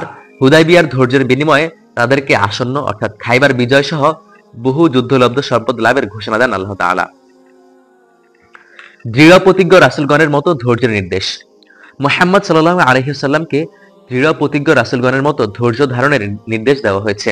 দৃঢ় প্রতিজ্ঞ ও অসীম সাহসের অধিকারী রাসূলগণ বলতে 5 জন রাসূলকে বোঝানো হয়েছে, যথা মুহাম্মদ, নূহ, ইব্রাহিম, মুসা ও ঈসা আলাইহিমুসসালাম। মুহাম্মদ আল্লাহর রাসূল।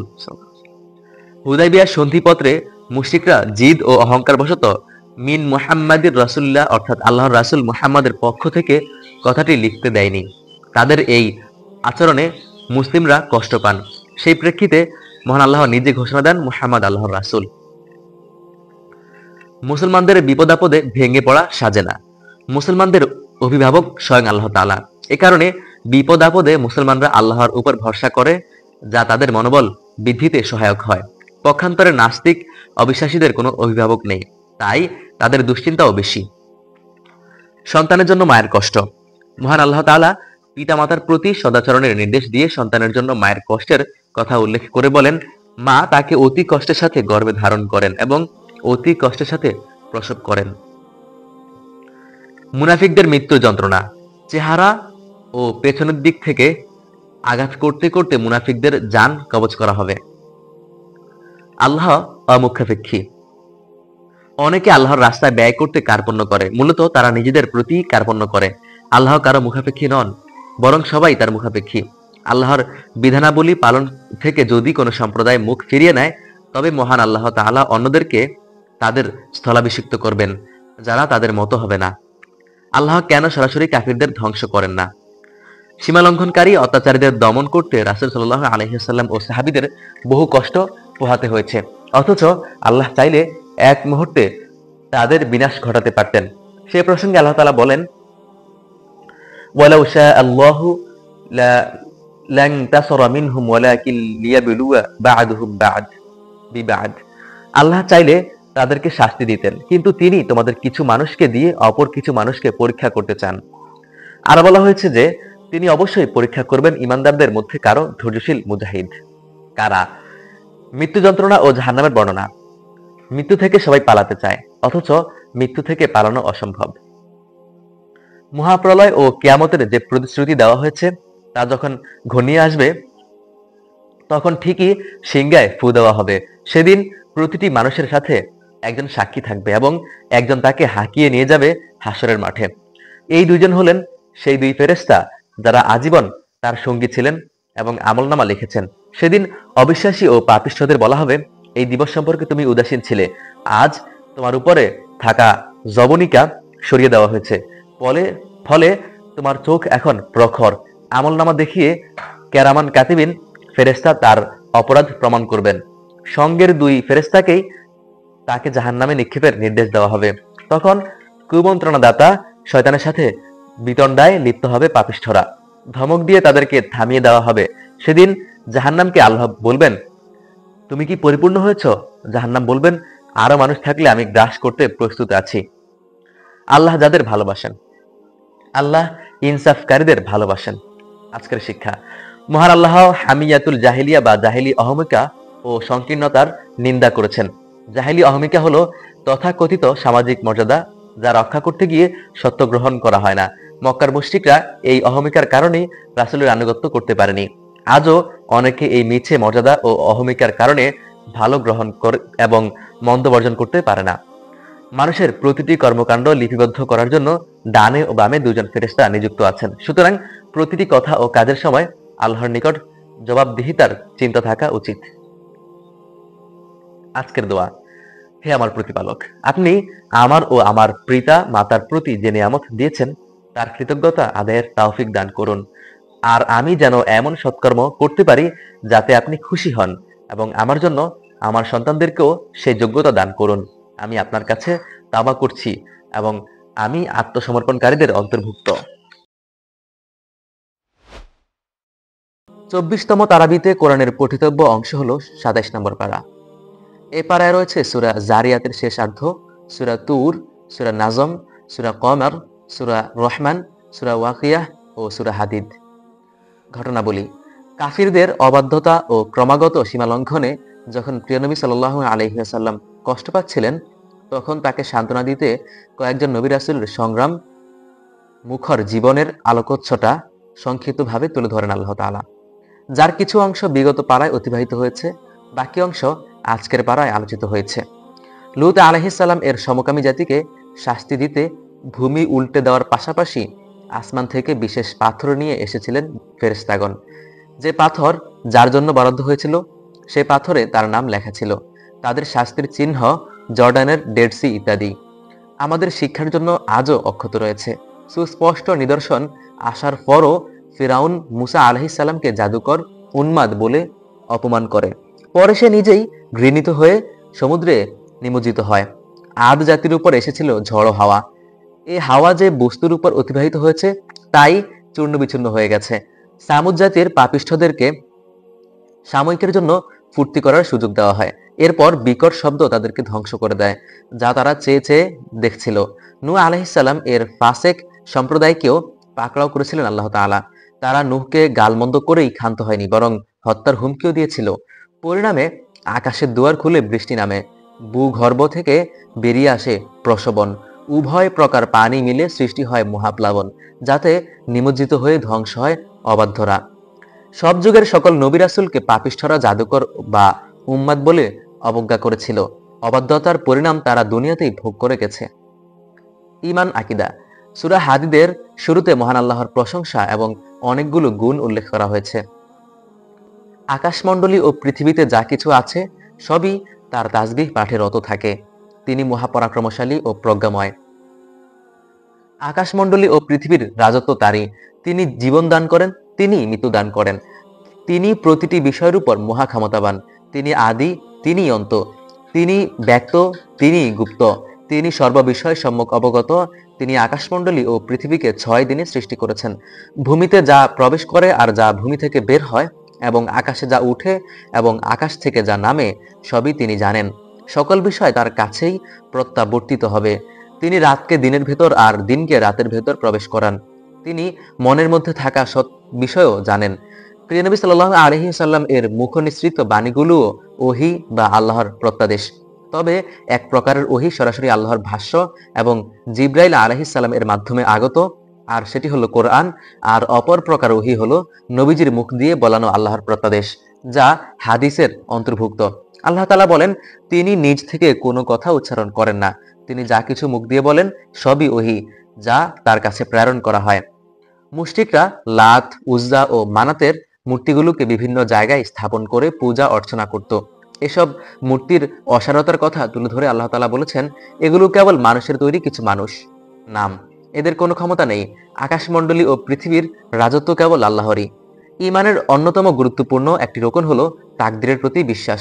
সূরা ফুরকানে আল্লাহ তাআলা বলেছেন, তিনি সবকিছু সৃষ্টির পর যথাযথভাবে অনুপাতে নির্ধারণ করেছেন। সূরা কমারে বলেছেন, নিশ্চয়ই আমি প্রতিটি বস্তু সৃষ্টি করেছি যথাযথ নির্ধারণের সাথে।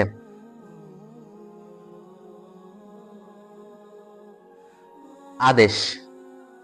আল্লাহর দিকে ধাবিত হওয়া, কাফির মুশরিকদেরকে উপেক্ষা করে চলা, উপদেশ দিতে থাকা, কেননা উপদেশ মুমিনদের উপকারে আসে। প্রতিপালকের আদেশের উপর অবিচল থাকা, তাহাজ্জুদের জন্য বা মজলিস থেকে ওঠার সময় রাতের কিছু অংশে এবং তারকারাজি অস্ত যাওয়ার সময় আল্লাহর প্রশংসা সহ তাসবিহ পাঠ করা। পরিমাপের ক্ষেত্রে ইনসাফের সাথে ওজন করা, আল্লাহ ও তার রাসূলের প্রতি ঈমান আনা, আল্লাহর দেওয়া সম্পদ হতে আল্লাহর জন্য ব্যয় করা, আল্লাহকে ভয় করা এবং রাসূলের প্রতি ঈমান আনা। নিষেধ, আল্লাহর সাথে অন্য কোনো উপাস্য সাব্যস্ত না করা, পরিমাপে জুলুম না করা, ওজনে কম না দেওয়া। জীবনের মূল উদ্দেশ্য। জিন ও মানুষকে আল্লাহ তাআলা তার ইবাদতের জন্য সৃষ্টি করেছেন। এটি জিন ও মানুষের জীবনের মূল উদ্দেশ্য। যে কথা বলতে গিয়ে 5 বার শপথ করেছেন আল্লাহ তাআলা। অবিশ্বাস্য কথা বিশ্বাসযোগ্য করে তোলার জন্য শপথ করা হয়। মহান আল্লাহর সব কথাই সন্দেহের ঊর্ধ্বে, তবু তিনি কিছু কিছু বিষয়ের গুরুত্ব বোঝাতে শপথ করেছেন। আল্লাহ বিভিন্ন সৃষ্টির নামে শপথ করে সেই সৃষ্টির মাহাত্ম্যের কথা ইঙ্গিত করেছেন। তবে সহিহ বুখারী ও সহিহ মুসলিমের হাদিসের আলোকে আমাদের জন্য আল্লাহ ছাড়া অন্য কারো নামে শপথ করা জায়েজ নয়। আল্লাহ তার 5টি বিশাল সৃষ্টির নামে শপথ করে বলেছেন, আল্লাহর আযাব অবশ্যম্ভাবী, কেউ তা ঠেকাতে পারবে না। মহাপ্রলয়ের দিন আকাশ কেঁপে উঠবে এবং পাহাড় সমূহ ভয়ানকভাবে সঞ্চালন করতে থাকবে। সেদিন মহা দুর্ভোগ হবে অবিশ্বাসীদের। জান্নাতের বিবরণ। কোরআনের প্রথম দিকে ঈমান, আমল ও বিধি বিধানের আলোচনা প্রাধান্য পেয়েছে, আর শেষের দিকে পেয়েছে জান্নাত, জাহান্নাম ও কিয়ামত বিষয়ক আলোচনা। জান্নাত শব্দের অর্থ বাগ বাগিচা, যারা আল্লাহর সম্মুখে দাঁড়াবার ভয় ও লাজ অন্তরে লালন করে তাদের জন্য শাখা প্রশাখার পরিপূর্ণ প্রবাহমান নহর বিশিষ্ট দুটি জান্নাত থাকবে। সেখানকার ফলমূলের দুটি ধরন থাকবে, একটি পার্থিব জীবনের ফলমূলের অনুরূপ, অপরটি ভিন্নতর। অবশ্য জান্নাতের সকল নিয়ামতের স্বাদ, তৃপ্তি ও মান দুনিয়ার কোনো কিছুর সাথেই তুলনীয় নয়। জান্নাতীরা পুরু রেশমের আস্তর বিশিষ্ট বিছানায় থাকবে, ফলমূলগুলো ঝুঁকে থাকবে তাদের প্রতি। সে উদ্যানে তাদের জন্য পদ্মরাগ ও প্রবালের মতো আনত নয়না সুন্দরী কুমারী স্ত্রীগণ থাকবেন। ঈমান ও আমলের গুণগত তারতম্যের ভিত্তিতে জান্নাতের নিয়ামত রাজিতে তারতম্য থাকবে। সূরা ওয়াকিয়া জান্নাতীদের স্বর্ণখচিত উঁচু আসনে মুখোমুখি হেলান দিয়ে বসে থাকার বর্ণনা রয়েছে। পানপাত্র, জগ ও প্রসবন নিঃসৃত স্বচ্ছ সুরাপাত্র নিয়ে চিরকিশোর সেবকেরা ঘোরাফেরা করবে। সেগুলো পানে তাদের মাথা ব্যথা হবে না, তারা চেতনাহীন হবেন না। তাদের জন্য থাকবে অফুরন্ত ফলমূল, পাখির গোশত ও লুকিয়ে রাখা মুক্তোর মতো আয়তলোচনা হুর। তারা হবে প্রেমময়ী ও সমবয়স্কা। জান্নাতীরা সেখানে কোনো অহেতুক ও পাপের কথা শুনবে না, তারা শুনবে কেবল শান্তিপূর্ণ কথা। জাহান্নামের ভয়াবহতার বিবরণ। যারা জীবদ্দশায় আল্লাহর ইবাদত থেকে বিমুখ হয়ে পার্থিব ভোগ বিলাসে মত্ত ছিল এবং আখিরাতকে অস্বীকার করে বড় বড় পাপাচারে লিপ্ত ছিল, সেসব বাম হাত বিশিষ্ট, অর্থাৎ যাদের বাম হাতে আমলনামা দেওয়া হবে, লোকেরা থাকবে উত্তপ্ত বায়ু ও ফুটন্ত পানিতে, যা না হবে শীতল না হবে উপকারী। জাক্কুম অর্থাৎ দুর্গন্ধ, তেতো ও নোংরা ফল নিয়ে তাদের উদর পূর্ণ করা হবে, যা গলিত তামার মতো পেটে ফুটতে থাকবে, এবং তৃষ্ণা রোগে আক্রান্ত উটের মতো ফুটন্ত গরম পানি পান করবে তারা। রাসূলের প্রতি ওহী নাজিলের বর্ণনা এবং মিরাজের প্রমাণ। সূরা নাজমে রাসূল সাল্লাল্লাহু আলাইহি ওয়াসাল্লাম এর রিসালাতের বিবরণ দেওয়া হয়েছে। ওহী নিয়ে জিবরাইলের আগমন বিষয়ে মুশরিকদের সংশয় ছিল। এ সূরায় মুশরিকদের এইসব সংশয়ের অপনোদন করা হয়েছে। জিবরাইল আলাইহিস সালাম রাসূলের কাছে মানুষের আকৃতিতে এলেও রাসূল সাল্লাল্লাহু আলাইহি ওয়াসাল্লাম তাকে মূল আকৃতিতে দুইবার দেখেছেন। তার একটি ছিল নবীজির অনুরোধে, অপরটি ছিল ষষ্ঠ ও সপ্তম আকাশে সিদরাতুল মুনতাহার কাছে মিরাজের রাতে। সিদরাহ মানে বড়ই গাছ, আর মুনতাহা মানে শেষ। সিদরাতুল মুনতাহার কাছে জান্নাতুল মাওয়া অবস্থিত। সিদরাতুল মুনতাহা অতিক্রম করার অনুমতি ফেরেশতাদেরও নেই। মিরাজে প্রিয় নবী সাল্লাল্লাহু আলাইহি সাল্লাম আল্লাহর বহু নিদর্শন অবলোকন করেছেন। মুশরিকদের কাছে 10টি প্রশ্ন। আল্লাহ কখনো সাধারণ যুক্তি পেশ করে অবিশ্বাসী মুশরিকদের কুফর ও সংশয়ের অপনোদন করেছেন, কখনো বা দিয়েছেন উদাহরণ, কখনো প্রশ্ন রেখেছেন তাদের বিবেকের কাছে। সূরা তুরে মহান আল্লাহ বিরতিহীনভাবে সেরকম 10টি প্রশ্ন রেখেছেন মুশরিকদের প্রতি। সেগুলোর ব্যাপারে নির্মোহভাবে চিন্তা ভাবনা করলে তাদের কাছে ঠিকই সত্য উদ্ভাসিত হবে। চাঁদ দ্বিখণ্ডিত হওয়ার মুজিজা। এক চাঁদনি রাতে মক্কার মুশরিকরা নবুয়তের প্রমাণস্বরূপ অলৌকিক কোনো নিদর্শন দেখানোর দাবি করে। আল্লাহর নির্দেশে প্রিয় নবী চাঁদের দিকে আঙ্গুলের ইশারা করলে অলৌকিকভাবে চাঁদ দুটুকরো হয়ে দুই পাহাড়ের প্রান্তে চলে যায়। মুশরিকরা এই মুজিজা প্রত্যক্ষ করে রাসূলকে জাদুকর আখ্যা দেয় এবং তার নবুয়ত অস্বীকার করে। উল্লেখ্য, চাঁদ দ্বিখণ্ডিত হওয়া কিয়ামত নিকটবর্তী হওয়ার একটি আলামত। যে প্রশ্ন এক সূরায় 31 বার এসেছে। আল্লাহর নিয়ামত সমূহের বর্ণনা। সূরা রহমানের মূল বিষয়বস্তু আল্লাহর অজস্র অনুগ্রহের কথা স্মরণ করে ঈমানের সৌরভে উদ্দীপ্ত হতে সূরা রহমানের তুলনা নেই। এ সূরায় 31টি স্থানে আল্লাহর অনুগ্রহ উল্লেখ করে প্রশ্ন করা হয়েছে, অতএব হে মানুষ ও জিন, তোমরা তোমাদের রবের কোন অনুগ্রহকে অস্বীকার করবে? পার্থিব জীবনের কর্মের আলোকে কিয়ামতের দিন 3 ভাগে বিভক্ত হবে মানুষ। প্রথম, অগ্রগামী দল। তারা আল্লাহর নৈকট্যপ্রাপ্ত ও উঁচু স্তরের জান্নাতি হবেন, যেমন নবী রাসূল ও উঁচু স্তরের মুত্তাকি বান্দাগণ। দ্বিতীয়, সে সকল সৌভাগ্যবান মুমিন যাদের আমলনামা ডান হাতে দেওয়া হবে, অথবা যারা আল্লাহর আরশের ডান পাশে অবস্থান করবে। তৃতীয়, হতভাগা কাফিরদের দল, যাদের আমলনামা বাম হাতে দেওয়া হবে, অথবা যারা আল্লাহর আরশের বাম পাশে অবস্থান করবে। পার্থিব জীবনের বাস্তবতা ও একটি উদাহরণ। মহান আল্লাহ দুনিয়ার জীবনের হাকিকত তুলে ধরে বলেন, পার্থিব জীবন হলো ক্রীড়া, কৌতুক, শোভা, সৌন্দর্য, গর্ব, অহংকার এবং সন্তান ও সম্পদের প্রতিযোগিতা মাত্র। দুনিয়ার জীবনের চাকচিক্যের উদাহরণ হলো বৃষ্টির পানিতে উৎপন্ন হওয়া সবুজ ফসল, যা দেখে কৃষকের মন আনন্দে ভরে ওঠে, কিন্তু কিছুদিন পরই তা শুকিয়ে হলদে বর্ণ ধারণ করে। এরপর তা খড়কুটোয় পরিণত হয়। পার্থিব জীবনের অবস্থাও তাই। জীবনের শ্যামল অধ্যায়ের সমাপ্তিতে থাকে শুধুই ধূসরতা। আর আখিরাতের একদিকে থাকবে কাফিরদের জন্য কঠোর আযাব, আর অপরদিকে থাকবে মুমিনদের জন্য ক্ষমা ও আল্লাহর সন্তুষ্টি। পার্থিব জীবন ছলনাময়, ভোগের উপকরণ ছাড়া কিছুই নয়। ফুলসিরাত মুনাফিকদের অবস্থা। কিয়ামত ও ফুলসিরাতে মুমিনরা ইমানের আলোয় পথ চলবে। মুনাফিকরা সেদিন মুমিনের নূর থেকে আলো গ্রহণের জন্য তাদের পিছু নেবে। তখন মুনাফিকদের মুমিনের পাশ থেকে তাড়িয়ে দেওয়া হবে। এরপর তাদের মাঝে প্রাচীর স্থাপিত হবে, যার ভেতরের অংশে থাকবে আল্লাহর অনুগ্রহ আর বাইরের অংশে থাকবে আযাব। মুনাফিকরা বলবে, দুনিয়ায় কি আমরা তোমাদের সাথে ছিলাম না? উত্তরে মুমিনরা বলবেন, ছিলে বটে, কিন্তু নিজেদেরকে তোমরা ফিতনায় ফেলেছিলে, সত্য গ্রহণে গড়িমসি করেছিলে, তোমরা নিপতিত হয়েছিলে সন্দেহের মধ্যে। বৈরাগ্যবাদের সূত্রপাত। ঈসা আলাইহিসসালামকে আকাশে তুলে নেওয়ার পর খ্রিস্টানরা বৈরাগ্যবাদ অস্বীকার করে। দুনিয়া ও ঘর সংসার ত্যাগের এই বৈরাগী জীবন যাপনের কোনো নির্দেশ আল্লাহ দেননি। ইসলাম বৈরাগ্যবাদের কোনো স্থান নেই। আল্লাহ যাদেরকে অপছন্দ করেন, আল্লাহ উদ্যত অহংকারীকে পছন্দ করেন না। লোহার উপকারিতা। প্রায় সকল শিল্পেই লোহার প্রয়োজন হয়। মহান আল্লাহ লোহা সম্পর্কে বলেছেন, আর আমি লোহা নাজিল করেছি, তাতে রয়েছে প্রচন্ড শক্তি ও মানুষের বহু উপকারিতা। আজকের শিক্ষা। উপদেশ গ্রহণের জন্য আল্লাহ কোরআনকে সহজ করেছেন। সুতরাং আছে কি কোনো উপদেশ গ্রহণকারী? একথা সূরা কমারে 4 বার বলেছেন আল্লাহ তাআলা। সুতরাং কোরআন থেকে শিক্ষা গ্রহণ না করার কোনো অবকাশ নেই। মক্কা বিজয়ের আগে এবং মক্কা বিজয়ের পরে যারা আল্লাহর পথে ধন সম্পদ ব্যয় করেছে, তাদের মর্যাদা সমান নয়। মহান আল্লাহর এই ঘোষণা থেকে পরিষ্কার হয় যে কঠিন সময় ভালো কাজ ও দান সদাকার মর্যাদা সাধারণ সময়ের চেয়ে বেশি। আব্দুল্লাহ ইবনে মোবারক রহমতুল্লাহ আলাইহি সহ বহু মনীষীর জীবন পরিবর্তন করে দিয়েছে এই একটি আয়াত। ঈমান আমলের প্রতি মুসলিমদের অনাসক্তি এবং অন্তরের কঠোরতা দূর করতে আল্লাহ তাআলা বলেন, যারা ঈমান এনেছে তাদের অন্তরগুলো আল্লাহর স্মরণ ও যে সত্য নাজিল হয়েছে তার কারণে বিনম্র ও বিগলিত হওয়ার সময় কি এখনো হয়নি? মুমিনদের আল্লাহ ক্ষমা ও জান্নাত লাভের জন্য প্রতিযোগিতায় অবতীর্ণ হওয়ার নির্দেশ করা হয়েছে। সুতরাং ভালো ও ন্যাক কাজ প্রতিযোগিতামূলকভাবে করা উচিত।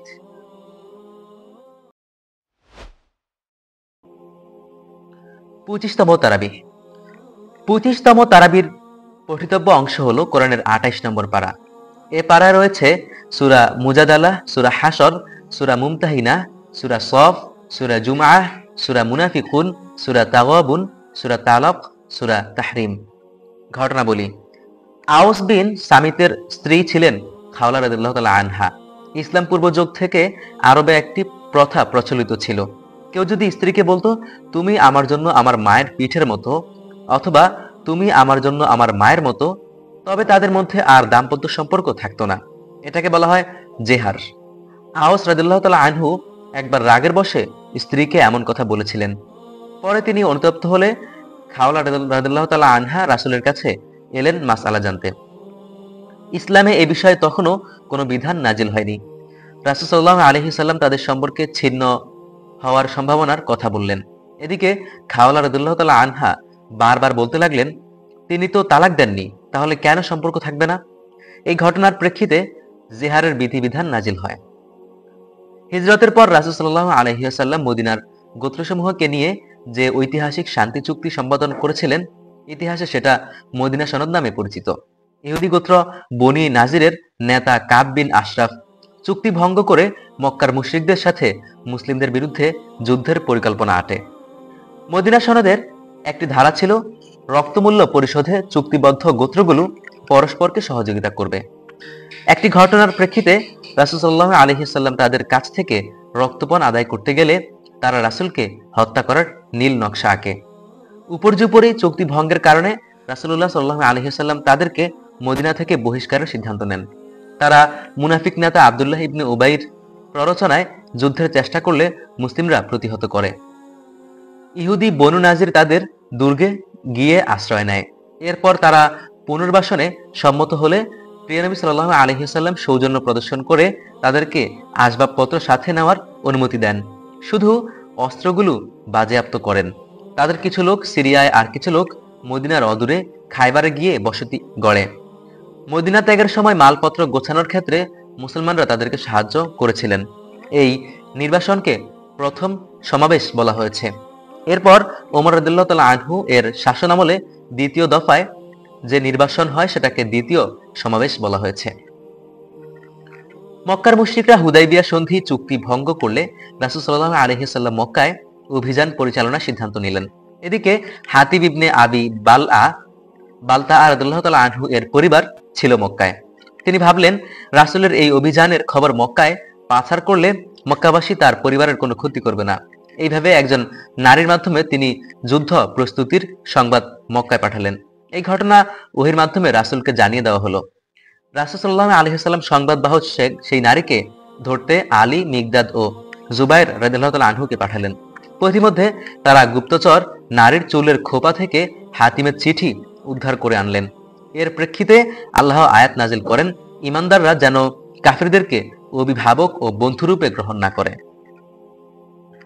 রাসূল সাল্লাল্লাহু আলাইহি ওয়াসাল্লাম আসরের পর সব স্ত্রীর ঘরে গিয়ে কুশল বিনিময় করতেন। একদিন যায়নাব রাদিয়াল্লাহু তাআলা আনহা তাকে মধু পান করতে দিলেন। এরপর পালাক্রমে তিনি আয়েশা ও হাফসা রাদিয়াল্লাহু তাআলা আনহুমা এর কাছে গেলে তারা ঈর্ষাপরায়ণ হয়ে বললেন, আপনি কি মাগাফির অর্থাৎ দুর্গন্ধযুক্ত এক ধরনের আঠালো ফল খেয়েছেন? রাসূল সাল্লাল্লাহু আলাইহি ওয়াসাল্লাম বললেন, না, আমি তো মধু খেয়েছি। মৌমাছি হয়তো মাগাফির থেকে মধু আহরণ করেছে, এমন ধারণা করা হলো। এদিকে রাসূল সাল্লাল্লাহু আলাইহি ওয়াসাল্লাম মুখের দুর্গন্ধকে খুবই অপছন্দ করতেন। তিনি সংকল্প করলেন আর কখনো মধু খাবেন না। এর প্রেক্ষিতে আল্লাহ তাআলা আয়াত নাজিল করলেন, স্ত্রীদের খুশি করতে কেন আপনি হালাল পানীয় নিজের উপর হারাম করবেন? ঈমান আকীদা। আল্লাহর ৯৯টি গুণবাচক নাম আছে। যে ব্যক্তি নামগুলো সংরক্ষণ অর্থাৎ মুখস্থ, বিশ্বাস ও ধারণ করবে সে জান্নাতে প্রবেশ করবে। সূরা হাশরের শেষ ৩ আয়াতে আল্লাহর সত্তাগুণ নাম ছাড়াও ১৬টি নাম বর্ণিত হয়েছে। এগুলোর অর্থ অনুধাবন ও বিশ্বাস করা কর্তব্য। এই আয়াতগুলো সকাল সন্ধ্যায় পাঠ করা সম্পর্কিত হাদিসের বিশুদ্ধতা নিয়ে হাদিস বিশারদগণের নানা মত রয়েছে। তবে আল্লাহর গুণবাচক নামের কারণে আয়াতগুলোর বিশেষ মর্যাদা অনস্বীকার্য। ইসলামের গুরুত্বপূর্ণ একটি বিধান হলো আল ওয়ালা ওয়াল বারা, অর্থাৎ আল্লাহর জন্য ভালোবাসা ও আল্লাহর জন্য বৈরিতা। ভালোবাসা কিংবা ঘৃণা উভয়ই হতে হবে আল্লাহ তাআলার জন্য। এটাই ঈমানের দাবি। আদেশ, সৎকর্ম ও তাকওয়ার ব্যাপারে একান্ত আলাপ করা ও আল্লাহকে ভয় করা, একমাত্র আল্লাহর উপর ভরসা করা, সালাত আদায় করা, যাকাত প্রদান করা, আল্লাহ ও তার রাসূলের আনুগত্য করা, উপদেশ গ্রহণ করা, জুমার আজানের পর ক্রয় বিক্রয় ছেড়ে জুমার সালাতের দিকে ধাবিত হওয়া, সালাত শেষে জমিনে ছড়িয়ে পড়া এবং আল্লাহর অনুগ্রহ অনুসন্ধান করা, অধিক পরিমাণে আল্লাহকে স্মরণ করা, আল্লাহর দেওয়া রিজিক হতে আল্লাহর নির্দেশিত পথে ব্যয় করা, আল্লাহ এবং রাসূলের আনুগত্য করা, নিজেকে এবং নিজের পরিবারকে জাহান্নামের আগুন থেকে রক্ষা করা, খাঁটি তওবা করা, কাফির মুনাফিকদের বিরুদ্ধে জিহাদ করা ও তাদের প্রতি কঠোরতা অবলম্বন করা। নিষেধ, গুনাহ, সীমালঙ্ঘন ও রাসূলের নাফরমানির ব্যাপারে কানাঘুষা না করা, তাদের মতো না হওয়া যারা আল্লাহকে ভুলে যাওয়ার তিনি তাদের আত্মভোলা করে দিয়েছেন। কাফিরদেরকে বন্ধু ও অভিভাবক রূপে গ্রহণ না করা, মুমিনদেরকে কাফিরদের হাতে তুলে না দেওয়া। বিধিবিধান, স্ত্রীকে মায়ের সঙ্গে হারাম হওয়ার দিক থেকে তুলনা করে যদি বলা হয় তুমি আমার জন্য আমার মায়ের মতো হারাম, তাহলে এটাকে জেহার বলা হয়। জেহার করলে স্বামী স্ত্রী সুলভ আচরণ নিষিদ্ধ, তবে প্রত্যাহার করতে চাইলে কাফফারা দিতে হবে। জেহারের কাফফারা কৃতদাস মুক্ত করা, সামর্থ্য না থাকলে বিরতিহীন ৬০টি রোজা রাখতে হবে।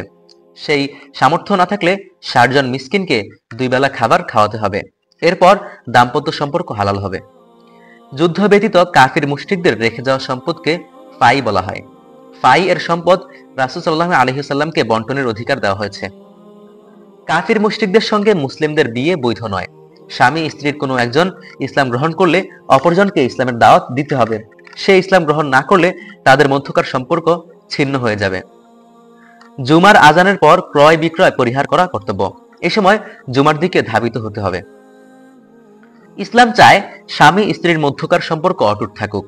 একান্ত বিচ্ছেদ করতে চাইলে কয়েকটি নীতিমালা দেওয়া হয়েছে। বিচ্ছেদের পর স্ত্রী অন্যত্র বিবাহ করতে চাইলে ৩টি ঋতু অতিক্রম করতে হবে। এই সময়কালকে ইদ্দত বলা হয়। ইদ্দত পালনের বিষয়টি বিবেচনায় রেখে তালাক দিতে বলা হয়েছে। অর্থাৎ ঋতুর আগে পবিত্র অবস্থায় শারীরিক সম্পর্কের পূর্বে তালাক দিতে হবে, যেন ঋতু থেকে ইদ্দত গণনা করা যায়। ঋতু অবস্থায় তালাক দেওয়া নিষেধ। তালাকের পর স্বামীর বাড়িতেই ইদ্দত পালন করতে হবে। এবং ইদ্যতের সময়কার যাবতীয় ব্যয়ভার স্বামীকেই বহন করতে হবে। আরেকটি মূলনীতি হলো সবসময় প্রত্যাহারযোগ্য তালাক দিতে হবে। ইদ্যতের মধ্যে তালাক প্রত্যাহার করতে চাইলে দুজন ন্যায়নিষ্ঠ সাক্ষীর সামনে প্রত্যাহার করতে বলা হয়েছে। যদিও সাক্ষী রাখাটা আবশ্যক নয়, তবে উত্তম। যাদের ঋতু হয় না তাদের ইদ্যত 3 মাস, আর গর্ভবতী নারীর ইদ্যত সন্তান প্রসব করা। তালাক হয়ে গেলেও ইদ্যতের সময়কালে স্ত্রীর প্রতি সদাচরণ, যথাযথ ভরণ পোষণ প্রদান স্বামীর দায়িত্ব। দৃষ্টান্ত: মুনাফিকদের আচরণকে শয়তানের আচরণের সাথে তুলনা করা হয়েছে। শয়তানের প্ররোচনায় অন্যায় লিপ্ত হয়ে কেউ যখন বিপদে বা শাস্তির মুখোমুখি হয়, শয়তান তখন দায় অস্বীকার করে এবং সম্পর্ক ছিন্ন করে। মুনাফিকদের দৃষ্টান্ত অনুরূপ। তারা মুসলিমদের বিরুদ্ধে ইহুদি মুশরিকদেরকে যুদ্ধে প্ররোচিত করে, এরপর যখন সহযোগিতার প্রয়োজন হয় তখন তারা পিছু হটে। রাসূলের আনুগত্যের গুরুত্ব। রাসূলের আনুগত্যই প্রকারান্তরে ইসলাম। নিচের দুটি আয়াতে ইসলামের করণীয় বর্জনীয় নির্ধারণের গুরুত্বপূর্ণ মূলনীতি রয়েছে। প্রথম আয়াত: যারা আল্লাহ ও পরকালে বিশ্বাস করে তাদের জন্য রাসূলের অর্থাৎ জীবন দর্শন ও কর্মপন্থার মধ্যে অনুপম আদর্শ রয়েছে। দ্বিতীয় আয়াত: রাসূল তোমাদের যা দিয়েছেন তোমরা সেটাকে গ্রহণ করো এবং যা নিষেধ করেছেন তা থেকে বিরত থাকো। মুমিন নারীদের প্রতি প্রিয় নবীর 6টি নির্দেশ। মহান আল্লাহ তাআলা রাসূল সাল্লাল্লাহু আলাইহি সাল্লামকে মুহাজির নারীদের থেকে 6টি বিষয় বাইয়াত অর্থাৎ শপথ গ্রহণের নির্দেশ দিয়েছেন। 1. শিরক না করা, 2. চুরি না করা, 3. ব্যভিচার না করা, 4. সন্তান হত্যা না করা, 5. মিথ্যা অপবাদ না দেওয়া, 6. ভালো কাজে রাসূলের অবাধ্য না হওয়া। নোট: জাহিলি যুগে কন্যা সন্তান হত্যার প্রথা ছিল।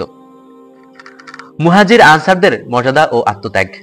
মক্কা থেকে হিজরত করে আসা মুহাজিরদের প্রশংসা করে বলা হয়েছে, তারা নিজেদের সম্পদ ও ঘরবাড়ি ত্যাগ করেছেন কেবল আল্লাহর অনুগ্রহ ও সন্তুষ্টি লাভের আশায়। তারা আল্লাহ ও তার রাসূলের সাহায্যকারী এবং সত্যাশ্রয়ী। মদিনার আনসারীদের প্রশংসা করে বলা হয়েছে, তারা আগে থেকে ঈমান এনেছেন এবং মক্কা থেকে আগত সাহাবীদের ভালোবাসেন। সহায় সম্পদ ত্যাগ করে আসা মুহাজিরদেরকে তারা নিঃসংকোচে সহযোগিতা করেন এবং অভাব অনটন সত্ত্বেও অন্যের সহযোগিতাকে তারা অগ্রাধিকার দেন। মজলিসের শিষ্টাচার। প্রিয় নবীর মজলিসে একবার স্থান সংকুলান হচ্ছিল না। বয়োজ্যেষ্ঠ ও বদর যুদ্ধে অংশগ্রহণকারী সাহাবীরা দাঁড়িয়েছিলেন। রাসূল সাল্লাল্লাহু আলাইহি ওয়াসাল্লাম সবাইকে চাপাচাপি করে বসতে বললেন, তাতেও সবার জায়গা ছিল না। তখন রাসূল সাল্লাল্লাহু আলাইহি ওয়াসাল্লাম কয়েকজনকে উঠে অন্যদের বসার জায়গা দিতে বললেন। এদিকে মজলিসে ছিল কয়েকজন ছদ্মবেশী মুসলিম অর্থাৎ মুনাফিক। তারা বয়োজ্যেষ্ঠ ও মর্যাদাবান সাহাবীদের বসতে দিতে কুণ্ঠাবোধ করছিল। সে প্রেক্ষিতে আল্লাহ নির্দেশ নাজিল করেন, তোমরা মজলিসে অন্যদের স্থান সংকুলান করে দাও, তাহলে আল্লাহ তোমাদের জন্য স্থান সংকুলান করে দেবেন। আর যখন বলা হয় উঠে যাও, তখন উঠে যাবে। এই আয়াতে মজলিসে অন্যদের বসতে দেওয়ার শিষ্টাচার শেখানো হয়েছে। আর বয়স্ক ও মর্যাদাবানদের জন্য প্রয়োজনে উঠে গিয়ে স্থান করে দেওয়ার ভদ্রতাও শেখানো হয়েছে। 4 জন নারীর দৃষ্টান্ত। মহান আল্লাহ তাআলা 4 জন নারীর উদাহরণ দিয়েছেন। 2 জন মন্দ নারীর উদাহরণ, তারা হলো নূহ ও লূত আলাইহিস সালাম এর স্ত্রী। নবীর স্ত্রী হওয়া সত্ত্বেও তারা আল্লাহর অবাধ্যতার লিপ্ত হয়েছিল। নবী পত্নীর পরিচয়ও কৃতকর্মের পরিণতি থেকে তাদেরকে রক্ষা করতে পারেনি। আর অপর 2 জন মুমিন ও সৎকর্মশীল নারীর উদাহরণ, তারা হলেন ফেরাউনের স্ত্রী আসিয়া ও মারিয়াম, যিনি ঈসা আলাইহিস সালাম এর মা। ফেরাউনের নির্যাতনের সময় আসিয়া জান্নাতে গৃহ নির্মাণ ও জালিম সম্প্রদায় থেকে মুক্তি চেয়ে দোয়া করেন, আর মারিয়াম সতীত্ব হেফাজতকারী, আল্লাহর বাণীসমূহে বিশ্বাস স্থাপনকারী এবং আল্লাহর অনুগত বান্দী ছিলেন। অমুসলিমদের সাথে আচরণ। যেসব অমুসলিম মুসলমানদেরকে ভিটেমাটি থেকে তাড়িয়ে দেয়নি এবং ধর্মযুদ্ধে বাধ্য করেনি, তাদের প্রতি সদাচরণ ও ইনসাফ করতে আল্লাহ তাআলা নির্দেশ করেছেন। বরং তিনি ন্যায়নিষ্ঠদের পছন্দ করেন। লাভজনক ব্যবসা। আল্লাহ মুমিনদেরকে আখিরাতের যন্ত্রণাদায়ক শাস্তি থেকে রক্ষাকারী বাণিজ্যের আহ্বান করেছেন। সে বাণিজ্যের বিনিয়োগ হলো আল্লাহ ও রাসূলের প্রতি ঈমান আনা, জীবন ও সম্পদ দিয়ে আল্লাহর রাস্তায় জিহাদ করা। এতে 3 ধরনের লাভ হবে। 1. আল্লাহর ক্ষমা লাভ, 2. জান্নাত লাভের মহা সাফল্য, 3. আল্লাহর পক্ষ হতে সাহায্য ও বিজয়। আজকের শিক্ষা। সৃষ্টিজগতে এমন কোনো জায়গা নেই যা আল্লাহর জ্ঞান ও দৃষ্টির বাইরে। সুতরাং মানুষ জনসমাগমে বা নির্জনে, খোলা আকাশের নিচে কিংবা গুহার অভ্যন্তরে যেখানেই সে যা কিছু বলুক অথবা করুক, সে আল্লাহর জ্ঞানের বাইরে নয়। মানুষ ভালো মন্দ যাই করুক, কিয়ামতের দিন তিনি তা জানিয়ে দিবেন এবং বিনিময় বুঝিয়ে দিবেন। যারা ইমানদার ও ইলমের অধিকারী, তাদেরকে আল্লাহ বহু মর্যাদার উন্নতি করবেন। আল্লাহর আলো কেউ কখনো নেভাতে পারবে না। কাফিররা আল্লাহর আলোকে ফুৎকার দিয়ে নিভিয়ে দিতে চায়, কিন্তু আল্লাহ তার নূরকে পরিপূর্ণ করবেন। মুমিনদেরকে আল্লাহ সতর্ক করেছেন যেন সম্পদ বা সন্তান তাদেরকে আল্লাহর স্মরণ থেকে বিমুখ না করে দেয়, অন্যথায় তারাও ক্ষতিগ্রস্ত হবে।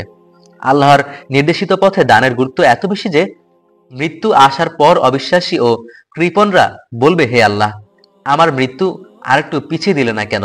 তাহলে আমি দান করতাম এবং নেককারদের অন্তর্ভুক্ত হতাম।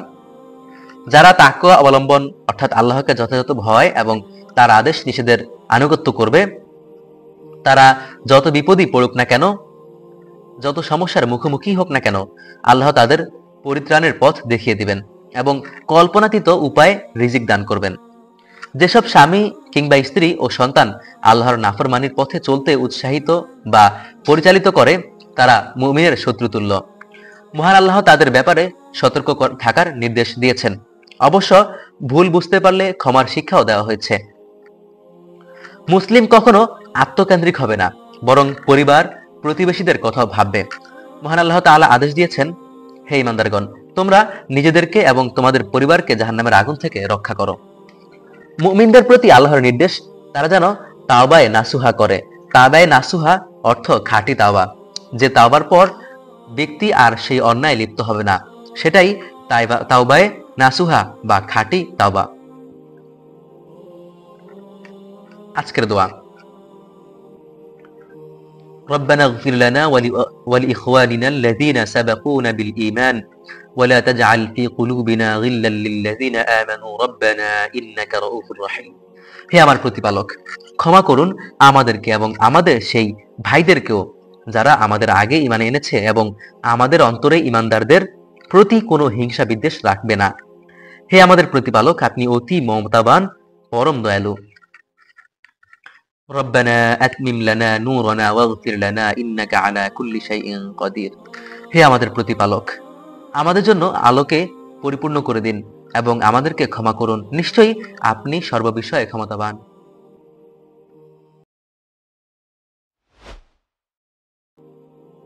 26তম তারাবি। 26তম তারাবির পঠিতব্য অংশ হলো কোরআনের 29 নম্বর পারা। এ পারায় রয়েছে সূরা মুলক, সূরা কলম, সূরা হাক্কাহ, মাআরিজ, নূহ, জিন, মুজাম্মিল, মুদ্দাসসির, কিয়ামাহ, দাহর ও মুরসালাত। ঘটনাবলী। নূহ আলাইহিস সালাম এর ঘটনা কোরআনের সবচেয়ে আলোচিত ও ঘটনাসমূহের একটি।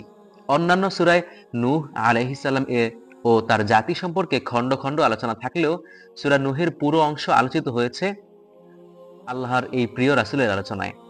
আল্লাহর নবী নূহ আলাইহিস সালাম স্বজাতিকে নিরলসভাবে টানা 950 বছর তাওহীদ দাওয়াত দেন। সুদীর্ঘ সময়ের এ দাওয়াতে 100 জন মানুষও তার প্রতি ঈমান আনেনি।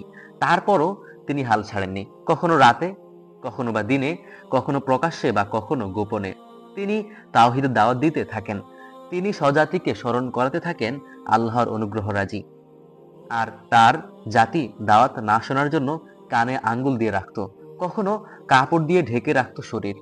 মোট কথা, তারা অবাধ্যতায় অটল রইল। ক্রমাগত তাদের অহংকার প্রদর্শিত হতে থাকলো। তারা পরস্পরকে বলতো, তোমরা কশ্চিন কালেও নূহের কথায় নিজেদের উপাস্য তথা ওয়াদ, সুউয়া, ইয়াগুস, ইয়াউক ও নাসরকে পরিহার করবে না। সব প্রচেষ্টা ব্যর্থ হওয়ার পর অবশেষে নূহ আলাইহিস সালাম আল্লাহর আযাব প্রার্থনা করলেন। অবাধ্যতা ও ঔদ্ধত্যের পরিণামে তারা মহাপ্লাবনে ডুবে মরল। এরপর শুরু হয় তাদের বারজাখী জীবনে জাহান্নামের আযাব। নূহ আলাইহিস সালাম এর ধৈর্য, নিরলস পরিশ্রম এবং দায়িত্ব পালনের অটলতা আমাদের জন্য বিরাট শিক্ষা। দীর্ঘকাল পরে হলেও আল্লাহর গজব প্রমাণ করে তিনি ছাড় দেন কিন্তু ছেড়ে দেন না। বাগানের মালিক সম্পদের হক আদায় না করায়, অর্থাৎ গরিব দুঃখীকে তাদের প্রাপ্য না দেওয়ায় বাগান মালিকের নিঃস্ব হয়ে যাওয়ার ঘটনা তুলে ধরা হয়েছে সূরা কলমে। সূরা মুলকের দুই আলোচ্য বিষয়। মুলক মানে রাজত্ব। সূরা মুলকে প্রধানত দুটি বিষয় আলোকপাত করা হয়েছে। প্রথমত আল্লাহ তাআলার রাজত্ব, তার নিখুঁত সৃষ্টি ও অনুগ্রহের বর্ণনা, আর দ্বিতীয়টি হলো কিয়ামত ও আখিরাতের আলোচনা। শুরুতে মরণ ও জীবন সৃষ্টির উদ্দেশ্য বর্ণনা করা হয়েছে। বান্দার মধ্যে কে সবচেয়ে ভালো কাজ করে তা পরীক্ষা করার জন্য আল্লাহ মরণ ও জীবন সৃষ্টি করেছেন। তিনি 7 আকাশ নিখুঁতভাবে সৃষ্টি করেছেন এবং পৃথিবীর আকাশকে বহু নক্ষত্র দিয়ে সাজিয়েছেন। জীবনকে চলাচল ও বাসযোগ্য করেছেন, আকাশে পাখিদের উড়ার ক্ষমতা দিয়েছেন। মানুষ সৃষ্টি করেছেন এবং সৃষ্টি করেছেন কান, চোখ ও অন্তর। অবিশ্বাসীদের যখন নিকৃষ্ট ঠিকানা জাহান্নামে নিক্ষেপ করা হবে, তখন তারা ভয়ঙ্কর গর্জন শুনতে পাবে এবং জাহান্নাম থাকবে উদ্বেলিত, যেন ক্রোধে ফেটে পড়ছে। এমন অবস্থা হবে জাহান্নামের। নিক্ষেপের সময় প্রহরীরা জাহান্নামীদেরকে জিজ্ঞেস করবে, তোমাদের কাছে কি সতর্ককারী আসেনি? তখন তারা নিজেদের অপরাধ স্বীকার করবে। 3টে সূরার পুরো অংশ জুড়ে কিয়ামতের যৌক্তিকতা ও অনিবার্যতা প্রমাণ করা হয়েছে। সূরা হাক্কা, এই সূরার শুরুতে কিয়ামতের অনিবার্যতার কথা উল্লেখ করে আদ সামুদ জাতির কিয়ামত অস্বীকারের পরিণাম তুলে ধরা হয়েছে। মহানদের ভীষণ বিপর্যয় দ্বারা সামুদ জাতিকে ধ্বংস করা হয়, আর আদ জাতিকে প্রচন্ড ঝাঞ্ঝা বায়ু দ্বারা ধ্বংস করা হয়। সে ঝড় টানা 7 রাত 8 দিন তাদের উপর বইতে থাকে। ঝড়ের আঘাতে তারা ফাঁফা খেজুর গাছের মতো নির্জীব পড়েছিল। মহাপ্রলয়ের সময় প্রথমবার সিংহায় ফুৎকার দেওয়া হলে পৃথিবী ও পাহাড়সমূহ চূর্ণ বিচূর্ণ হয়ে যাবে, আকাশ ফেটে যাবে, যাবে চৌচির। ফেরেশতাগণ কিনারায় অবস্থান করবেন। 8 জন ফেরেশতা বহন করবে আল্লাহর আরশ। সেদিন এমন ভাবে সবাইকে হাজির করা হবে যে কোনো গোপন বিষয় মানুষকে ডেকে ডেকে বলবে, এই যে আমার আমলনামা, তোমরা পড়ো। আমি আগেই বিশ্বাস করেছিলাম আমাকে হিসেবের মুখোমুখি হতে হবে। এই শ্রেণীর লোকেরা সুউচ্চ জান্নাতে ভোগ বিলাসে থাকবে। আর যাদের আমলনামা দেওয়া হবে বাম হাতে, তারা আফসোস করে বলবে, হায় যদি আমলনামা না দেওয়া হতো, আমি যদি আমার আমলনামা জানতামই না, মৃত্যুতেই যদি আমার সব শেষ হয়ে যেত। সম্পদ আমার কোনো উপকার করেনি, শেষ হয়ে গেছে আমার ক্ষমতা। এই শ্রেণীর লোকদের পাকড়াও করার নির্দেশ দিয়ে বলা হবে, এদেরকে জাহান্নামে নিক্ষেপ করো, তারপর 70 হাত শেকল দিয়ে গেঁথে দাও। দুনিয়াতে এরা মহান আল্লাহর প্রতি ঈমান আনেনি, মিসকিনদের খাবার দেয়নি, সুতরাং আজ তাদের কোনো বন্ধু থাকবে না, তারা নোংরা পানি ছাড়া খাবার পাবে না। সূরা কিয়ামাহ নামেই যে সূরার পরিচয়, আখিরাত ও প্রতিদান দিবস সম্পর্কে লোমহর্ষক বিবেক জাগানিয়া বর্ণনা উঠে এসেছে এই সূরায়। কিয়ামতের ভয়াবহ দৃশ্য অবলোকন করে অবিশ্বাসীরা পালাতে চাইবে, কিন্তু কশিনকালেও তারা পালাবার জায়গা পাবে না, বরং মহান রবের কাছেই সেদিন ধর্ণা দিতে হবে। সেদিন সবাইকে জানিয়ে দেওয়া হবে দুনিয়াতে সে কি করেছে আর কি করেনি। উন্মুক্ত হৃদয় দিয়ে শুধু সম্পূর্ণ সূরার অনুবাদ পাঠ করলেও আল্লাহর ইচ্ছায় ঈমানের পারদ অনেক উপরে উঠে যাবে। সূরা মুরসালাত, এই সূরায় মহান আল্লাহ 5 বার শপথ করে বলেছেন, প্রতিশ্রুত কিয়ামত অবশ্যম্ভাবী ও অনিবার্য। সেদিন তারকাসমূহ আলোকহীন হয়ে পড়বে, আকাশকে করা হবে বিদীর্ণ, পাহাড়সমূহ হবে চূর্ণ বিচূর্ণ। সেদিন রাসূলগণকে একত্র করা হবে। এই সূরার শুরু থেকে শেষ পর্যন্ত কিয়ামতের যৌক্তিকতা ও অনিবার্যতা তুলে ধরা হয়েছে। পাশাপাশি কিয়ামত অস্বীকারীদের পরিণতি ও বিশ্বাসীদের পুরস্কারের বর্ণনাও রয়েছে। এ সূরার বিভিন্ন স্থানে কিয়ামতের নিদর্শন এবং কাফিরদের বিশ্বাস ও কর্ম উল্লেখের পর 10 বার বলা হয়েছে কিয়ামতের ব্যাপারে। মিথ্যারোপকারীদের জন্য ধ্বংস ও দুর্ভোগ অবধারিত। সত্য অনুসন্ধানী মন নিয়ে সূরাটি পাঠ করলে আখিরাতের প্রতি ঈমান বহুগুণ বেড়ে যাবে ইনশাআল্লাহ। সূরা জিনের বিষয়বস্তু, মানুষের মতো জিনও আল্লাহর সৃষ্টি। তারা লোকচক্ষুর আড়ালে থাকে। তারা বিভিন্ন আকৃতি ধারণ করতে পারে, এমনকি বাতাসেও মিশে যেতে পারে। বিজ্ঞান এখনো জিনের অস্তিত্ব আবিষ্কার করতে সক্ষম হয়নি, কিন্তু কোরআনের অনেক মহাসত্য বহুকাল পর মানুষ আবিষ্কার করতে পেরেছে। প্রিয় নবী সাল্লাল্লাহু আলাইহি ওয়াসাল্লাম যখন মুশরিকদের কুফর ও সীমালঙ্ঘনে মানসিকভাবে বিধ্বস্ত, তখন জিনদের একটি দল রাসূলের পেছনে সালাত আদায় করে এবং কোরআন তেলাওয়াত শুনে আবেগ আপ্লুত হয়ে পড়ে। তারা তাওহীদের স্বীকৃতি দেয় এবং জানায় যে মানুষদের অনেকে জিনদের আশ্রয় নেওয়ার তারা অহংকারী হয়েছে। জিনদের মধ্যে ভালো যেমন আছে, মন্দ আছে। প্রিয় নবী সাল্লাল্লাহু আলাইহি ওয়াসাল্লাম যখন সালাতে দাঁড়ালেন, তখন এত বেশি জিন উপস্থিত হলো যেন তারা প্রিয় নবীর উপর ভেঙে পড়বে। রাসূলকে আল্লাহ নির্দেশ করেছেন তিনি যেন বলে দেন, আমি কেবল আল্লাহকেই ডাকি, তার সাথে কাউকে শরীক করি না। আমি তোমাদের ক্ষতি কিংবা লাভ কোনোটি করার ক্ষমতা রাখি না। সূরার শেষে আল্লাহর অসীম ক্ষমতার বর্ণনা এবং গায়েবের জ্ঞান সংরক্ষণের কথা উল্লেখ করা হয়েছে। সূরা দাহরের বিষয়বস্তু। শুরুতেই মানুষ সৃষ্টির তত্ত্ব এবং কর্মগুণে মানুষের শ্রেণী বিভাগ আলোচিত হয়েছে। মানুষ একসময় উল্লেখযোগ্য কিছু ছিল না। আল্লাহ তাকে শুক্রবিন্দু থেকে সৃষ্টি করে শ্রবণ ও দৃষ্টিশক্তি সম্পন্ন করেছেন। এরপর মানুষের মধ্য থেকে কতক কৃতজ্ঞ হয়েছে আর কতক হয়েছে অকৃতজ্ঞ। অবিশ্বাসীদের জন্য আল্লাহ শেকল, বেড়ি ও প্রজ্বলিত আগুন প্রস্তুত করেছেন, আর নেককারদের জন্য থাকবে জান্নাতের অভাবনীয় নিয়ামতসমূহ। সূরা মুজাম্মিলের বিষয়বস্তু। সূরা মুজাম্মিল ইসলামের প্রথম দিকে অবতীর্ণ হওয়া সূরাগুলোর একটি। ইসলামের প্রথম যুগে 5 ওয়াক্ত সালাত ফরজ ছিল না। সে সময় এ সূরায় তাহাজ্জুদ সালাতকে রাসূলের উপর ফরজ করা হয়। তিনি রাতের প্রায় পুরোটা সময় তাহাজ্জুদে নিমগ্ন থাকতেন। এতে তার উভয় পা ফুলে যেত, কখনো রক্ত বের হতো। পরবর্তীতে সারা রাত তাহাজ্জুদ পড়ার বিধান শিথিল করা হয়। সূরা মুদ্দাসসিরের বিষয়বস্তু। সূরা মুদ্দাসসিরও প্রথম দিকে অবতীর্ণ হওয়া সূরাগুলোর অন্যতম। এ সূরার প্রথমে আল্লাহর পথে ভীতি প্রদর্শন, আল্লাহর শ্রেষ্ঠত্বের ঘোষণা, সতর ঢাকা, পবিত্রতা অর্জন, শিরক বর্জন ইত্যাদি বিষয়ে রাসূল সাল্লাল্লাহু আলাইহি ওয়াসাল্লামকে নির্দেশনা দেওয়া হয়েছে। মহান আল্লাহ এক ব্যক্তিকে অঢেল সম্পদ, সন্তান ও বিপুল ক্ষমতা দান করেছিলেন, অথচ সে ছিল আল্লাহর অবাধ্য। রাসূল সাল্লাল্লাহু আলাইহি ওয়াসাল্লামকে সে জাদুকর বলতো। অবাধ্যতার কারণে অচিরেই আল্লাহ তাকে সাকারে প্রবেশ করাবেন। সেখানকার আগুন তার চামড়া পুড়িয়ে কালো করে দেবে। সাকারের তত্ত্বাবধানে রয়েছে 19 জন প্রহরী। অধিকাংশ মুফাসসিরের মতে সূরা মুদ্দাসসিরের বর্ণিত এই পাপিষ্ঠ ব্যক্তি হলো ওয়ালিদ ইবনে মুগিরা। আদেশ: সুবহান প্রতিপালকের নামের পবিত্রতা ঘোষণা করা, উত্তম রূপে ধৈর্য ধারণ করা, আল্লাহর ইবাদত করা, তাকে ভয় করা এবং রাসূলের আনুগত্য করা, আল্লাহর কাছে ক্ষমা প্রার্থনা করা, তাহাজ্জুদের সালাত আদায় করা, ধীর স্থির ও সুস্পষ্টভাবে কোরআন তেলাওয়াত করা, রবের নাম স্মরণ করতে থাকা, আল্লাহর প্রতি একাগ্র চিত্তে নিমগ্ন থাকা, সালাত কায়েম ও যাকাত আদায় করা এবং আল্লাহকে কর্জে হাসানা দেওয়া, মানুষকে জাহান্নামের ব্যাপারে সতর্ক করা, প্রতিপালকের বড়ত্ব ঘোষণা করা, পোশাক পরিচ্ছদ পবিত্র রাখা, শিরক থেকে দূরে থাকা, প্রতিপালকের সন্তুষ্টির উদ্দেশ্যে সবর করা, রাতের কিছু অংশে সালাত আদায় করা এবং দীর্ঘ রাত তাসবিতে রত থাকা। নিষেধ: মিথ্যাবাদীদের অনুসরণ না করা, আল্লাহর সাথে কাউকে শরীক না করা, ফাসিক কিংবা কাফিরের অনুসরণ না করা। জান্নাতি জাহান্নামের কথোপকথন। জান্নাতীরা পাপিষ্ঠদের জিজ্ঞেস করবে, কোন বস্তু তোমাদেরকে জাহান্নামে নিক্ষেপ করেছে? তারা বলবে, আমরা সালাত আদায় করতাম না, মিসকিনকে খাবার দিতাম না, আর সমালোচনাকারীদের সাথে সমালোচনায় মগ্ন থাকতাম। প্রতিদিন প্রতিদান দিবসকে অস্বীকার করতাম, পরিশেষে মৃত্যু এসে গেল। জান্নাতীদের 8টি বৈশিষ্ট্য। 1. তারা নিয়মিত সালাত আদায় করে। 2. তাদের সম্পদে ভিখারি ও বঞ্চিতদের হক থাকে। 3. তারা প্রতিদান দিবসকে সত্য বলে জানে। 4. তারা প্রতিপালকের শাস্তির ভয়ে বিনীত থাকে। 5. তারা ইজ্জত ও চরিত্র হেফাজত করে। 6. তারা আমানত ও প্রতিশ্রুতি রক্ষা করে। 7. তারা সাক্ষ্য যথাযথভাবে দান করে। 8.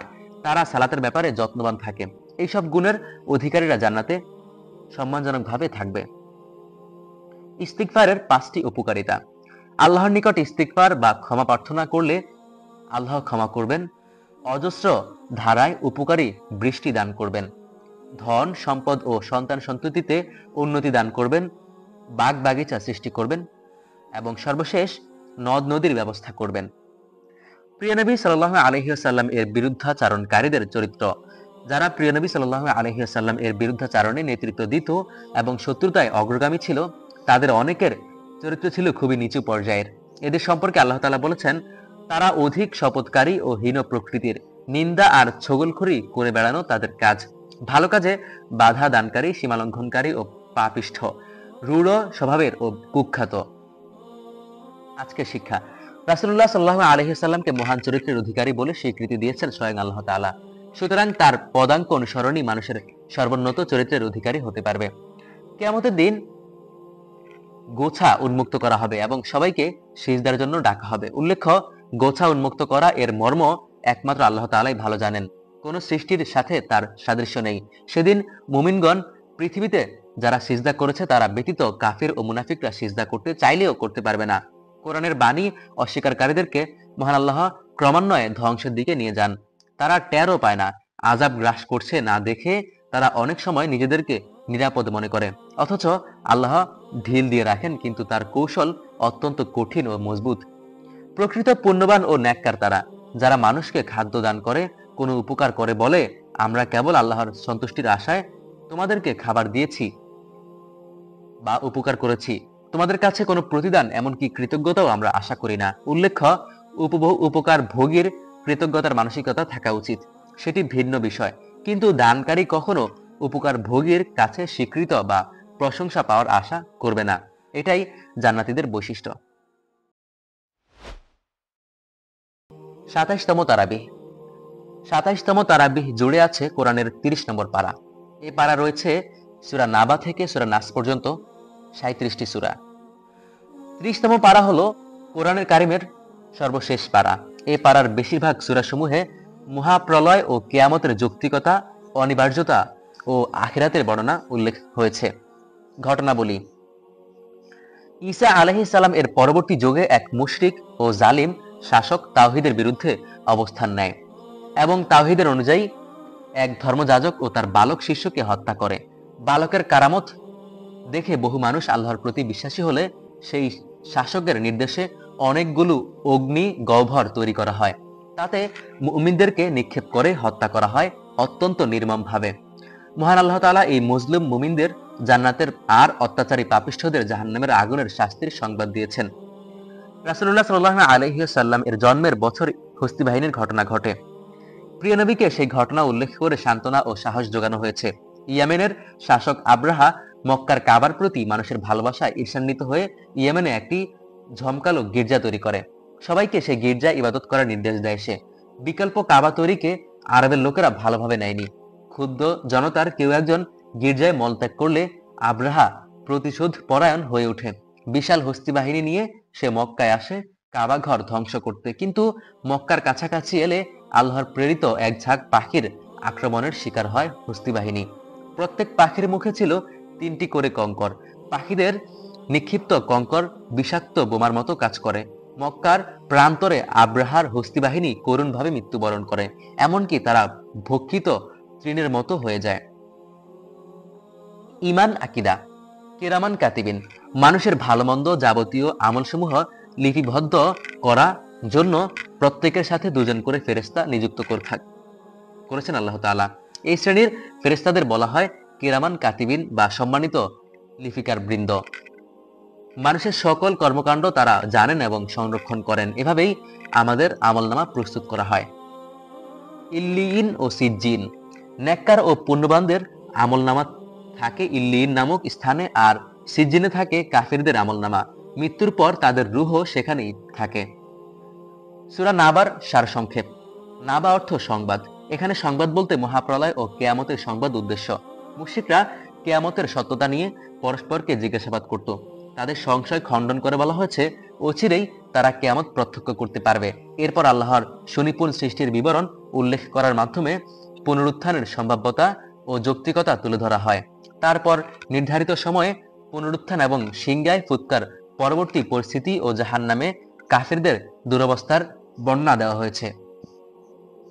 এরপর মুত্তাকিদের সার্থকতা ও জান্নাতে তাদের প্রতি আল্লাহ প্রদত্ত নিয়ামত সমূহের বিবরণ উঠে এসেছে।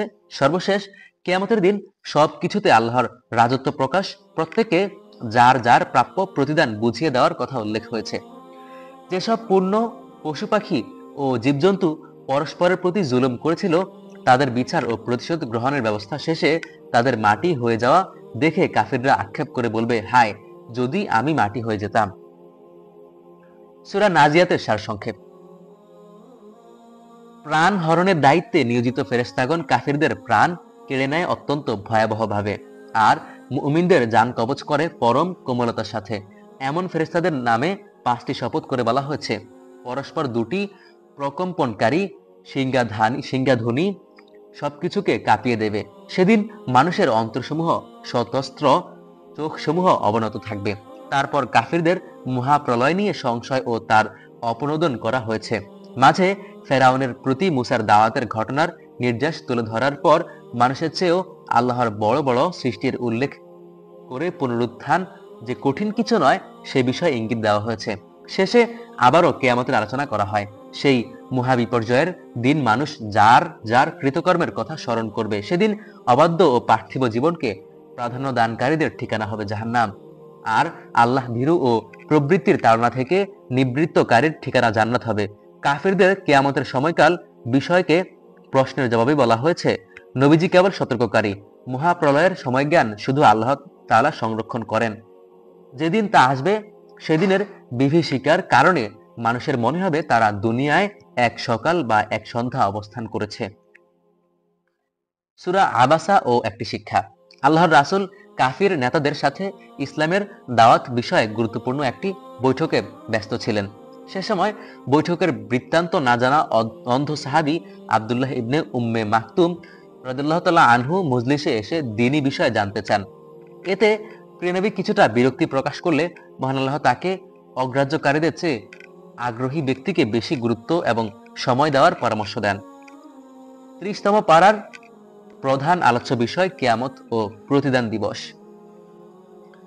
আখিরাতের প্রতি ঈমান বৃদ্ধি এবং অন্তরে আল্লাহর ভয় জাগ্রত করতে সূরা গাশিয়াহ অতুলনীয়। প্রিয় নবী সাল্লাল্লাহু আলাইহি ওয়াসাল্লাম এই সূরাটি নিয়মিত জুমআ ও ঈদের সালাত সহ গুরুত্বপূর্ণ সময় তেলাওয়াত করতেন। যখন সবকিছুকে আচ্ছন্নকারী কিয়ামত আসবে, পাপিষ্ঠদের চেহারা হবে স্বতন্ত্র, ক্লান্ত ও বিপর্যস্ত।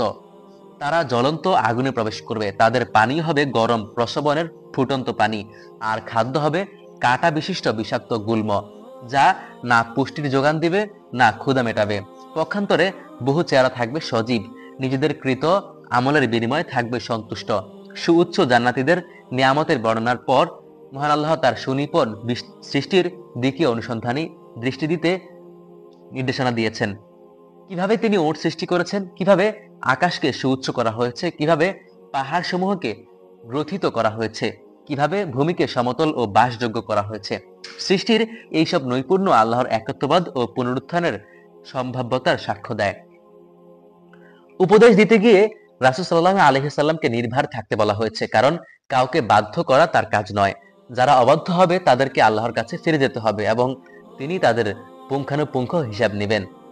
সূরা তাকবীরের মূল প্রতিপাদ্য কিয়ামত।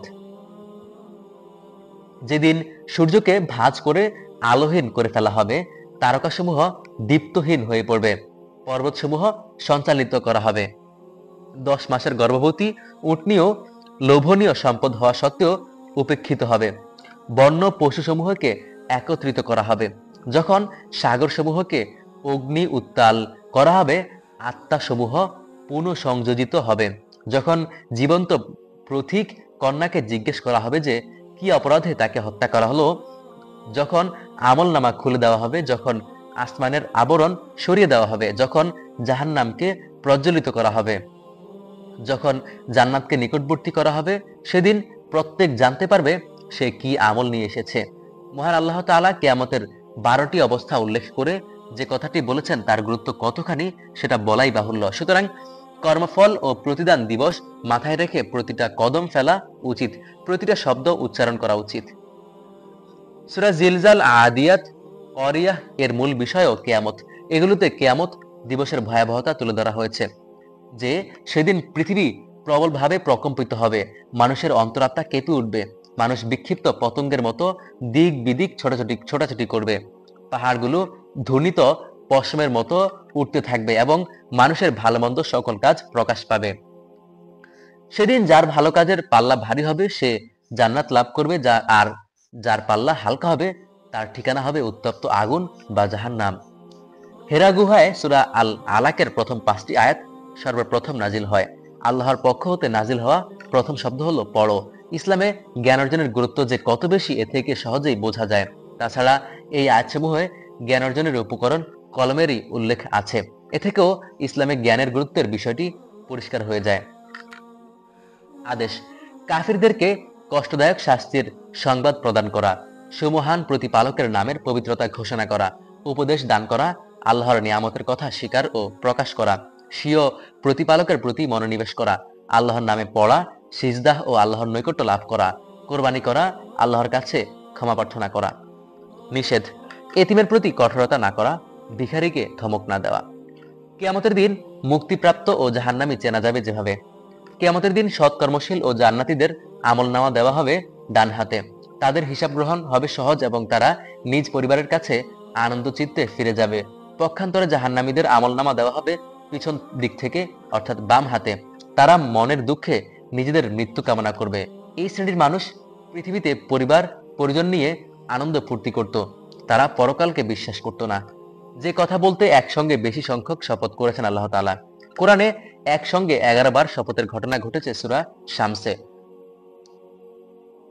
একসঙ্গে এতবার শপথ আর কোথাও করেনি আল্লাহ তাআলা।